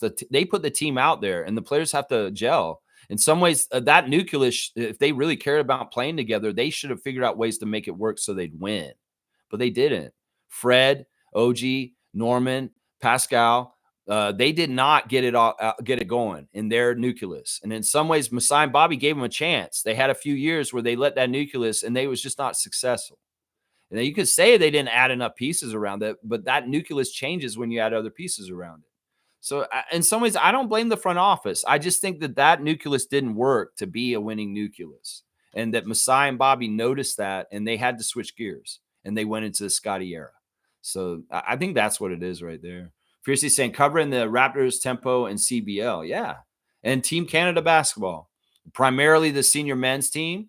I mean, I'm not really getting into women's Canadian basketball as much as just reporting the scores. I don't know as much about those teams. It's tough because the men's and women's Canadian basketball has so many different levels and so many different people are involved in it. So my main focus is the senior men's team, obviously, as SGA and Dylan and Jamal and RJ. But, I also follow the senior women's team too. But yeah, Canadian basketball is one of them too. Yeah, I show speed saying this. Raptors never draft a good player. They only trade for veterans. Siakam was the offensive engine of the Raptors. Well, you just contradicted yourself, I show speed. You got to know the history of the Raptors if you're going to come in here. You're telling me they've never drafted a good player? That doesn't check. From the very beginning of our career in drafting, Isaiah Thomas, a very underrated president for the Raptors, somebody who gets maligned and inappropriately, made the Rookie of the Year draft pick the very first year we drafted. Damon Stoudemire, Roy. This is a franchise first year. Toronto Raptors first year in the league, and we won Rookie of the Year off of Damon Stoudemire, our pick, and we did not pick first. We picked like 8th or something like that. So I show speed right from the start. Raptors drafted a good player in their first year who became the Rookie of the Year in his first year at 5'10" from Arizona, Mighty Mouse, Damon Stoudemire. You see that ball up there, that 20? That's a Mighty Mouse basketball from Canadian Tire from 1995. Yeah. You don't know about that? Oh, wait, what about Marcus Camby? I think we drafted him too. Yeah. He was a pretty good NBA player, wasn't he? What about Tracy McGrady? I think we drafted him too. He's a Hall of Famer, isn't he? What about Vince Carter? Yeah, technically he got drafted to the Raptors, I think. And he's a Hall of Famer too. Oh, come on now. I shall speak. I'll fact check you. Fact check you right into the boards like a hockey player, and you would crumble on the ground because the facts don't add up to what you're saying. I just did the classic ones. We can go through the Masai era and all the glorious diamonds that he got late in the draft. OG Anunoby, hello. He drafted OG at like 16. Seriously. Siakam was like almost a 30th pick. You're going to tell me we don't draft good in Toronto. You're an idiot. Scotty Barnes, number 4. That's an amazing pick right there. Amazing pick. Yeah. Yeah, these are good draft picks. So I don't know what you're talking about, man. You don't like Scotty for some reason. Or are you subterfuge just trying to get Scotty dislodged because you're actually a fan of another team? I'm a Lakers fan. I want Scotty to play for LA. Is that what it is? I show speed? I don't know, man. I'm fact checking you, and it's not adding up. What you're saying here, it's not adding up. That's right. He's saying Raptors with Siakam in 2024 would have beat the Celtics in 6 games. I agree with that. Let's see, 2024. You mean if it had been us in the finals, which wouldn't happen because we're Eastern Conference teams, but if we played them in the Eastern Conference finals, the Celtics versus the Raptors, and we had Siakam on our team with the same team, you mean if we had not traded Siakam to Indiana and gotten that package and we'd stayed spicy barbecue for the rest of the season? That may be true. I won't disagree with you on that one. You know, that synergy with Siakam, when we had Siakam, Quickly, and RJ and Scotty all on the same team, ooh, that was nice. In some ways, that was nice, and maybe too nice. But the contract situation with Siakam this summer was really coming up and looming, so it wasn't possible. I think you're right. I think we could have taken the Celtics on a run with the spicy barbecue contingency, but I don't know. I don't know if that was feasible just because of the changes we had to do with our team to shift. So yeah, but I like that idea. All right, I show speed. You're not doubting us anymore. I like that. Milbester's saying Raptors drafted Chris Bosh. Of course, you drafted a good player. Yeah, we got Chris Bosh. We drafted. We didn't even draft Fred, and we got Fred. I mean, we didn't even have the draft, and we got Fred. Undrafted, Fred VanVleet. Hello, what are the Raptors doing wrong? Come on now. Kaloy saying Barnes going to make you love him this year. That's right. He's going to be badass this year. I can feel it. I feel the energy off of him. I do. I feel the energy off him. He's a happy guy. He's got his life together. He lives a charmed life. He has good friends. He has good travel. He has a good lady. He's got a good child. He's got a good life. He's going to be he's only concentrating on the things that matter, and getting better as that. And in some ways, look, he's going to get there. I'm telling you right now, once again, he's going the road less traveled, the harder road, and he's going to get there. That's the truth right there. He's going to get there. That's right. Kaloy saying From a Horror Site is pretty good. From is a horror site. Oh, the show's called From. Okay, so it's not an acronym. I thought it was like an acronym for something like Far Reaching Over Me or something like that. No, it's the show's called From. Okay, and that guy from the Matrix, who was also on Oz, Harold's on it. Okay, cool. Thanks for the information on that. G saying acquired through a prearranged draft day swap. Vince Carter, Damon Stoudemire, Chris Bosh, DeMar, OG, Siakam. I think they've drafted pretty well. Yeah, I think they have. I think we've checked him in the boards, and he's got to come out of the game. In fact, they might have stretchered him out. Yeah. Seymour saying Giannis slapped the shit out of his teammate on Greece. Yeah, he did. I saw that clip. Man, Giannis is weird, man, because he should have slapped the shit out of John Halliburton if he's got that kind of anger. Like, what the fuck, man? It's like serious. Like, that man came up in your face like that. He showed restraint there, but he had no restraint for that Greek guy. I wonder what that dude said. I wonder why he was so mad at him. Like, were they in the huddle and they're like talking, and Giannis is trying to tell them, guys, do this. I know I'm in the NBA. I won a championship. I'm MVP, former MVP. And they're like, do this. And then the little guy's like, no, do this. And he's like, what are you trying to say? Who do you think you are? Bam, hit him outside the head on the back. That's a weird clip. Like, he's so mad at him. Like, I hadn't seen Giannis assault someone like that. If he did that shit to a teammate on the Bucks in the NBA, oh my gosh. The crazy media storm around that. But in some ways it's in Greece, and the Greek player is like a nobody, and we don't know who he is, and he just slapped the shit out of him. It's crazy. That clip is nuts. He really loses his temper. Really, it's like that guy's a ladder. All right, let's keep going. Most saying, what do you think of the top 4 Raptors 2K26 ratings? I think the numbers are right. Well, I haven't really looked at them. I know that you guys have been posting the numbers in the chat, but in some ways, I don't give a shit about 2K. It's just some world that Ronnie 2K made up.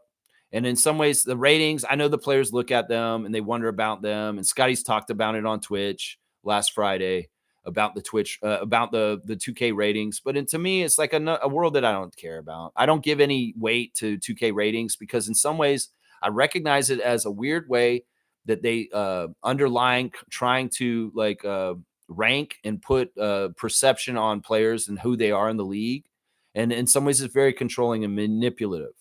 In some ways, it's not fair to certain players and certain teams. And often we're one of those teams that's not fair to. So I'm like, I don't put any weight into Ronnie 2K's ratings. They're kind of full of shit. And, I don't know what they are. I've seen you guys post them, but I've not paid any attention. I guess I'm so busy with real basketball that I don't have time for virtual basketball ratings. Is kind of what it is, Mo. There's nothing against you. It's just I like 2K. Who cares? There's enough real basketball going on right now to cover. Yeah, Kareem saying, I know you don't like it, but I can't wait for the fast break look back Scotty Barnes dunk. It's okay in the right situations where it's not going to be like he really has to be ahead of them. If it's close and somebody can close out a block on him, it'll look really bad when that happens. And trust me, if he continues to do that move, that's going to happen at some point where somebody catches up and blocks his ass and makes him look bad for doing the look back dunk. It's okay as long as he can get it done and not make it himself look bad. If he doesn't make the dunk or it's a turnover or whatever, then don't do that shit because it's not necessary. But you know what? If it's just his thing and he's going to do it from time to time, well, I'm not going to get mad at him because he is our franchise player and he's a real big key to our success. So Seymour's saying, let's go shooting stars. Let's go Surge. I like that. Yeah, let's go Surge and Serge Ibaka. That's right. And he's got a little shooting stars emblem. I like that. I like that. Milbester's saying, gee, the Raptors didn't draft Vince Carter. The Warriors traded him to Toronto on 1998 draft night after they drafted him. Yeah. I mean, that's why I said they kind of drafted him. The deal was already prearranged, like somebody said in the chat already. So it's like we basically drafted him because he got traded to us on the draft day.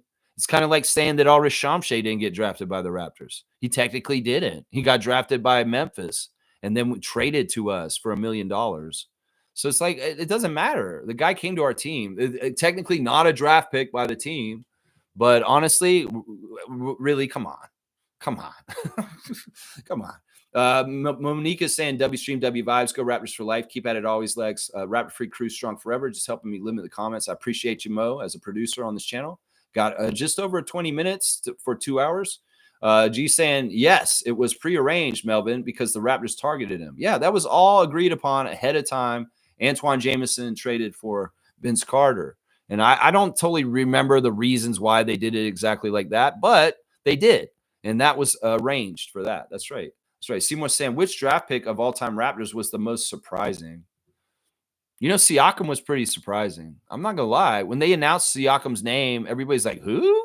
What? There was a little bit of that when Siakam's name got called. That was a pretty surprising one right there. It's a pretty surprising one. Kaloy saying, I see this channel blowing up this coming season. Get ready, Lex. Ooh, prognosticating and saying that this channel is going to blow up more and more. Well, success will bring success here. And, well, Raptors, Tempo, if you guys are going to be successful, well, hopefully we can bring in a new contingency of Tempo fans that are interested in getting the filter, the aggregation filter of purity and positive content. Hopefully, maybe we'll get some Tempo-centric people that are going to come in here that have the interest just because I'm covering the Tempo so closely. I'm sure there may be Tempo dedicated channels coming out. And I mean, I don't want to compete with them, but I'll do my own thing like I always do. But I will be covering the Tempo. And so Toronto Tempo fans that are ready for it, well, this is going to be a good place for you to come get Tempo content next year. Trust me. Trust me. We have a very diverse Raptor Freak family already, and I want to continue to see that happen. That's right. That's what I want to see happen. I appreciate that, Kaloy. We'll have to see. No guarantees. If the team's not doing well, we, sometimes struggle here. It sometimes has to do with that. People are enthusiastic and they're excited about Raptors basketball. Well, they do show up then. And during the beginning of the season, when everybody's kind of wondering what's going on in the Raptors, that's when we blow up here a little bit. In training camp and preseason, there will be a bump and we will get more viewers all of a sudden because people are going to be like, oh, the season's coming back. I better go check on Raptors Freak. He's going to tell me what I need to know for the preseason right there. That's right. Trevor J saying that Sue Bird got a statue yesterday. That's right. He half-assed it. So, yeah, and I see that Seymour put in the Sue Bird, not Larry Bird, Sue Bird. Sue Bird getting a statue in Seattle. That's fantastic. Pat Riley getting a statue outside of the Lakers arena also recently. So some statues been handed out lately. That's right. Sue Bird is deserving of a statue. I agree with that. G. Sam Morris Peterson, Scotty Barnes, and on draft night, the Raptors acquired Norman Powell's rights and a future first-round pick in exchange for Gravis Vasquez. Those are good ones. Norman wasn't technically drafted by us, but he played for us the whole time in the beginning. He was bench mob. Yeah, Morris is a great draft pick that we made. There's been a lot of good draft picks in the Raptors' history. A lot. Charlie Villanueva was an interesting draft pick that was kind of good at that time. We're thinking more recently. I mean, I could really get into our rookies that we just got right now. Grady Dick's a great draft pick. Jacoby Walter is a great draft pick. Jamal Shed is a great draft pick. Jonathan Mobo is a great draft pick. I mean, there's a lot of examples here. A lot of examples. Let's see. Fiercey saying, I show speed. You good? Have you not paid attention to the organization's successful drafts? Stoudemire, T. Ross, Debo. Yeah, DeMar DeRozan. Hello. DeMar DeRozan is like a top 25 all-time NBA career scorer, and we drafted him. That's right. The Raptors drafted DeMar DeRozan. So come on now. That list is crazy. Jakob Poeltl. There's another great player we drafted. The list goes on and on. That's right. Monique saying Jamal did his 4th back-to-school giveaway basketball camp recently. Yeah, that's awesome to see. Of course, the Raptors right now are finishing up their summer workouts, and they're also doing their camps and their giveaways, back-to-school giveaways, and all kinds of stuff. Emmanuel, Scotty, AJ, Jamal, Jacoby, Grady, Oshai, all did camps in the last month. Chris Boucher, all did camps in the last month. All did camps. That's right. Seymour saying salute to Cool Cat. I like that. Cool Cat saying challenges in the Siakam era. No center for years. Yeah, that was part of it. She's giving me the list of part of it. Yeah, and some people would say that's the team's fault for not building with a center. This was a special perfect storm of bullshit. Basically, what happened is we got to remember that when Serge and Mark left, it was partly because there was a shortened off season. They finished the playoffs, and there was a month to do the whole entire off season that year. And in some ways, that was when we got Malachi, and we fumbled him as far as like his development right from the start, partly because of the pandemic displacement of the season. And then we had to scramble and do all our free agency in a month. In some ways, we like to be deliberate and thought out, but we couldn't do it in that off season that year. So we rushed and we hired Alex Len and Aaron Baines to be our centers, and it just wasn't sufficing. So this is a very good point by Cool Cat. She's exactly right on that. Now, can we blame the front office for this? Could we blame a short window of offseason and maybe not very good shelves with stocked good players to come and get in free agency to replace champions like Marc Gasol and Serge Ibaka? I mean, that's a big drop-off going from Ibaka and Gasol to Baines and Len. Very big drop-off. And we didn't get good center play again until we got Gillespie and Birch. And that was just adequate center play and not negative, bad center play. So it's like, yeah, the support players around Siakam, Fred, and OG were not good. All of them out of the league, but that's okay. We all moved on. It was great. Yeah, I mean, this is a counterpoint that Cool Cat's making that I have to acknowledge. To a degree, stuff like Terrence Davis and Rondé Hollis Jefferson and all the guys that were kind of around the Tampa year, it's true. It's true. But we have to also remember this tempered them also. The fact that one of the main first seasons that Siakam was going to get to play as the main franchise player was in Tampa. And in some ways, what if the pandemic didn't happen? What if we didn't stop the season when we were the top team in the league and came off a West Coast road trip where we won all 6 games in a row? And then the season ended and we had our best record ever as a franchise. And then we had to wait a whole summer because of a pandemic to play the playoffs in Orlando in a bubble. And then we had a shortened off season where we had to do a whole bunch of stuff real quick. The center situation I was talking about. And then we were not allowed to play in our own home arena. We had to go and play 82-game road season where Siakam was the focal point and the franchise player for the first year. That's part of it right there. That's part of it right there, too. Kareem saying, I show speed. Kentucky blesses the NBA with future Hall of Famers. The Raptors blesses the NBA with good development. Look around the league and all our players. Stop talking out your ass. No, this is true. Kentucky guards have been fantastic for the NBA. Quickly, Hero, Maxey. And, well, Raptors are good for developing players on the development level on the NBA, and they go off and do things like the bench mob has. So, yeah, I'm totally with Kareem on this comment here. Seymour saying Precious not being signed is shocking. Not going to lie. That's very interesting. That's a very big red flag that Achua doesn't have a market right now. That's a very big red flag. I know only one I Show Speed, and you ain't him. I don't know if it's him or not. I'm going to treat him like it is I Show Speed. You have amazing athletic prowess is what I would say. It's amazing how you can jump over a car, right? You jumped over a car, right? I Show Speed, didn't you? Tell me if you did that, and then I'll know it's really you. WNBA, Seattle Storm. That's right. Sue Bird. That's right. G saying, in reference to Giannis, apparently it was during a prayer, but still, yikes. That looked crazy, but the player didn't flinch, which is crazier. So they were praying, and he smacked them during the prayer. Wow. He must have wondered what he said. Like, did he say something dirty or he said something wrong? Giannis is a devout person. Maybe he was slapping him to smite him for Christ. He's like, how dare you interrupt this Lord's prayer? Whap. It's like Greek rules over there. It's like you can whop people around in Greece. Like you just whop people in the head. I guess that's culturally appropriate or something like that. I don't know. It wouldn't be over in North America. That's right. That slap looked personal. It looked like a lot of animosity towards it. It's like, this guy's the wisecracking guy, huh? This little short guy in Greece. Oh, you're the wisecracking guy. You're going to be telling funny jokes all the time. Ah, funny. Bam. Oh, you're that guy. You're that guy that got his desk put out in the hallway in school. Oh, yeah, you're that guy. Bam. Yeah, it's kind of like that. That slap did look personal. That's right. Kareem saying that I think Derek Fisher said if LeBron gets a statue outside of Staples, then he should get 2. And I won't argue that statement. He should get 2. I mean, they've got like 3 Kobe statues out there. Why not? Just have a garden of statues out there. And hopefully none of them look like the Dwayne Wade statue. That's what I say. Okay, go ahead and have a statue garden, Lakers. Go ahead. All right, straight goods on Canadian goods, guys. Today I'm talking about honey. Yeah, honey. Honey is amazing. Honey, it can be so tasty. Aperverti honey is 100% Canadian honey that comes from Quebec. If you see the label Appy Verte honey, that's 100% Canadian honey, and it's harvested and processed locally out of La Pêche, Quebec. So, yeah, they're a beekeeping company. It may be a small scale thing, but if you want some Canadian honey, look up Appy Verte online and order that Canadian honey. That's right. There you go. There's your straight goods on Canadian goods. That's right. There you go. Raptors Reddit reactions. Let's see what they're saying here.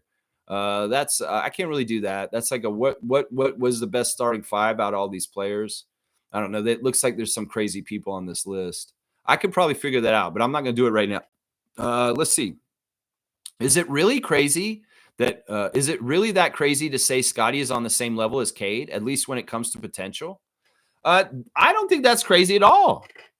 Like I said, that tier of rookies from that year, whether it's Cade, Scotty, Evan, Franz, Josh Giddey, I feel like all those guys were kind of around the same level of talent in some ways. In some ways, it's their development that they get while they're in the league after that will show where they get to. Cade Cunningham's in a pretty good position as the franchise player for the Pistons. And he's getting a chance to shine a little bit more in certain ways other than Scotty because his player build's different than Scotty's. But in some ways, I wish people would start gauging Scotty for being Scotty instead of gauging him against other people in this league. And in some ways, Scotty's got to get better than the Scotty of yesterday is all that matters. It's not about whether he's better than Franz. It's not better than Mobley. It's not any of that. It's about whether Scotty is better than Scotty from yesterday, and he's getting better every day going forward. So he's in competition with himself He's not in competition with Cade. He's not in competition with Evan Mobley. So that's what I say to that person. Is he on the same level as Cade? I believe he is already. Both of them have one All-Star from their rookie class, and they have about the same amount of success so far in the playoffs. But I think that Scotty can jump even further than Cade this year, is what I'm saying right now. That's right. That's right. Let's see. Serge back in Toronto. You're a little late. Serge is in Congo at this point. He's gone back. He's gone away. He's gone back to Africa at this point. All right, this guy's got a trade here. Raptors go all in and commit to tax and depleted East. All right, what is this trade? This is some bullshit. Let's see what this guy's saying. Okay, this guy wants us to trade to get Lauri Markkanen for RJ Barrett, Ochai Agbaji, Grady Dick, and a first-round pick. That is stupid as fuck. That is one of the most ridiculous trades I've ever seen. And nah, we don't want to do this, you idiot. Why would we just want Lauri Markkanen for 3 good players? Like, seriously, that's ridiculous. That trade and a first round pick. You're not serious, man. You're not a serious person. And I hope they're flaming you in the comments here. Let me see what these people are saying. I don't think Lauri Markkanen equals all in. Yeah, that's good. Going to the tax to make the team worse? Nah, jail is in that way. That's what they're saying. They're saying jail for you, bro. The yak is back. It's Sproul Pirtle. Who's stopping this team fully healthy in the East? Okay, this is a sick joke, right? This is what the Raptors Redditors are saying. Good. This is all on point. Oh, hell no. That's what they're saying. Good. That's the right reaction, Raptors Redditors. That's the right reaction right there. All right, let's keep going. There's no birthday today, guys, unfortunately, but we will do the classic card of the day right now. Let's see. Where is the classic card spreadsheet? Did I put it up? Oh, my gosh. I'm so off today. Did I check? Yeah, I did check the birthdays. There's no birthday. All right, let's see. All right, classic card spreadsheet. Put that up, and let's get the card, and let's get it done, and we'll get out of here. All right, let's see. Tomorrow will be Tuesday trivia, guys. As always, I'll write the trivia today. I have no idea what the subject's going to be yet, so we'll see tomorrow. We'll find out tomorrow what the subject for the class for the trivia will be. Okay, this is a weird card. Oh, wow. No, that's not a Raptors card. I thought it was a Raptors card for a second. Let's see.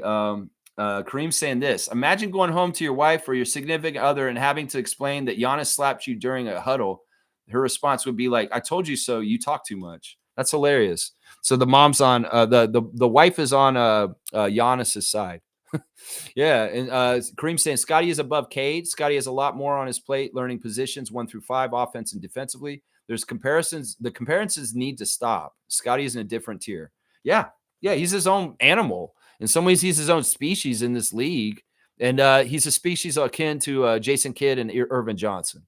And people need to stop like analyzing him according to modern day players near him. Analyze him towards Magic. Analyze him towards J Kidd, because that's the kind of player he is right there. So we're saying LeBron should get a statue outside the Cavs arena, not the Lakers. He's not a Lakers legend. Not hating on him. It's just a fact. I totally agree with Reggie on this. I think he'll get a statue outside Miami and Cleveland. And I think that that's where the statue should be. And I don't necessarily, I think LA will just put him out there just because they want the prestige of having him out there. So I agree with Reggie on this. Smooth Brown Man is going to get another dunk. 172 on this. Yeah, I think it makes more sense for Cleveland, obviously. And then, Miami also. But LA, that Mickey Mouse championship, come on. They'd only be adding him out there just to add him to the collection of all the other Laker greats. All right, here we go. This is a classic card. This one's really hard, guys. This classic card is super hard, and it's going to be like a 300-point card. I'm going to tell you right now. I'm going to have to give you guys clues to get this card, I'm pretty sure. If you know who this is, this classic card, and you get it right now, I'll give you 500 points. Seriously, without any clues. Seriously, because this is a hard one. This is right up your alley, Reggie. This is right up your alley, guys. Slug Deezy, if you're around, if you know who this classic Washington Bullets player is, holy crap, Tom Hammond. That's a good guess. Tom Hammond is not right, but that's a great guess. Here's the back of the card. Look at the back of the card here. Look at that. You get a face picture of him, and you even get him and his height and size, 21. Don't look it up, guys. But yeah, if you can get this without a clue, 500 points. If you get it with the clue, it's going to be 300. Because this is a hard one, man. This is very, very hard. In some ways, all right, Reggie, give me another clue, guess, and I'll give you a clue on his last name. I'll give you a clue on his last name. If you give me, it's very hard. This is a very hard card, I know, and it's an old set that we don't normally get. Like, look at this set. This is like Ultra Fleer. Yeah, Katino Mobley. Cass, good answer. Interesting answer. I think this guy's a forward. He's not a guard. I think this guy's a forward.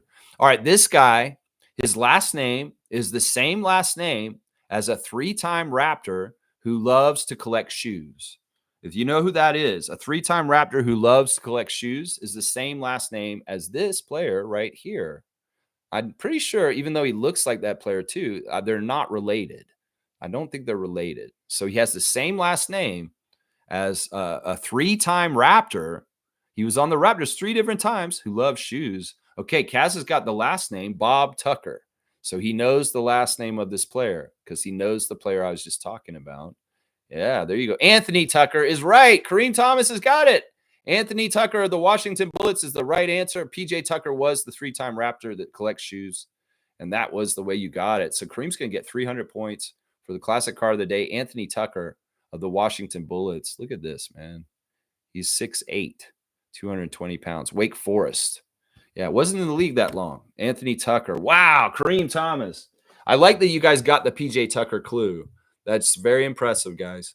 Very, very impressive. All right, so Anthony Tucker is the classic card of the day, and it's Kareem Thomas's one, and I'm giving him 300 points for a very difficult card. Smooth saw how difficult that was. Anthony Tucker. Wow. Wow, fantastic stuff. Yeah, good job, Kareem.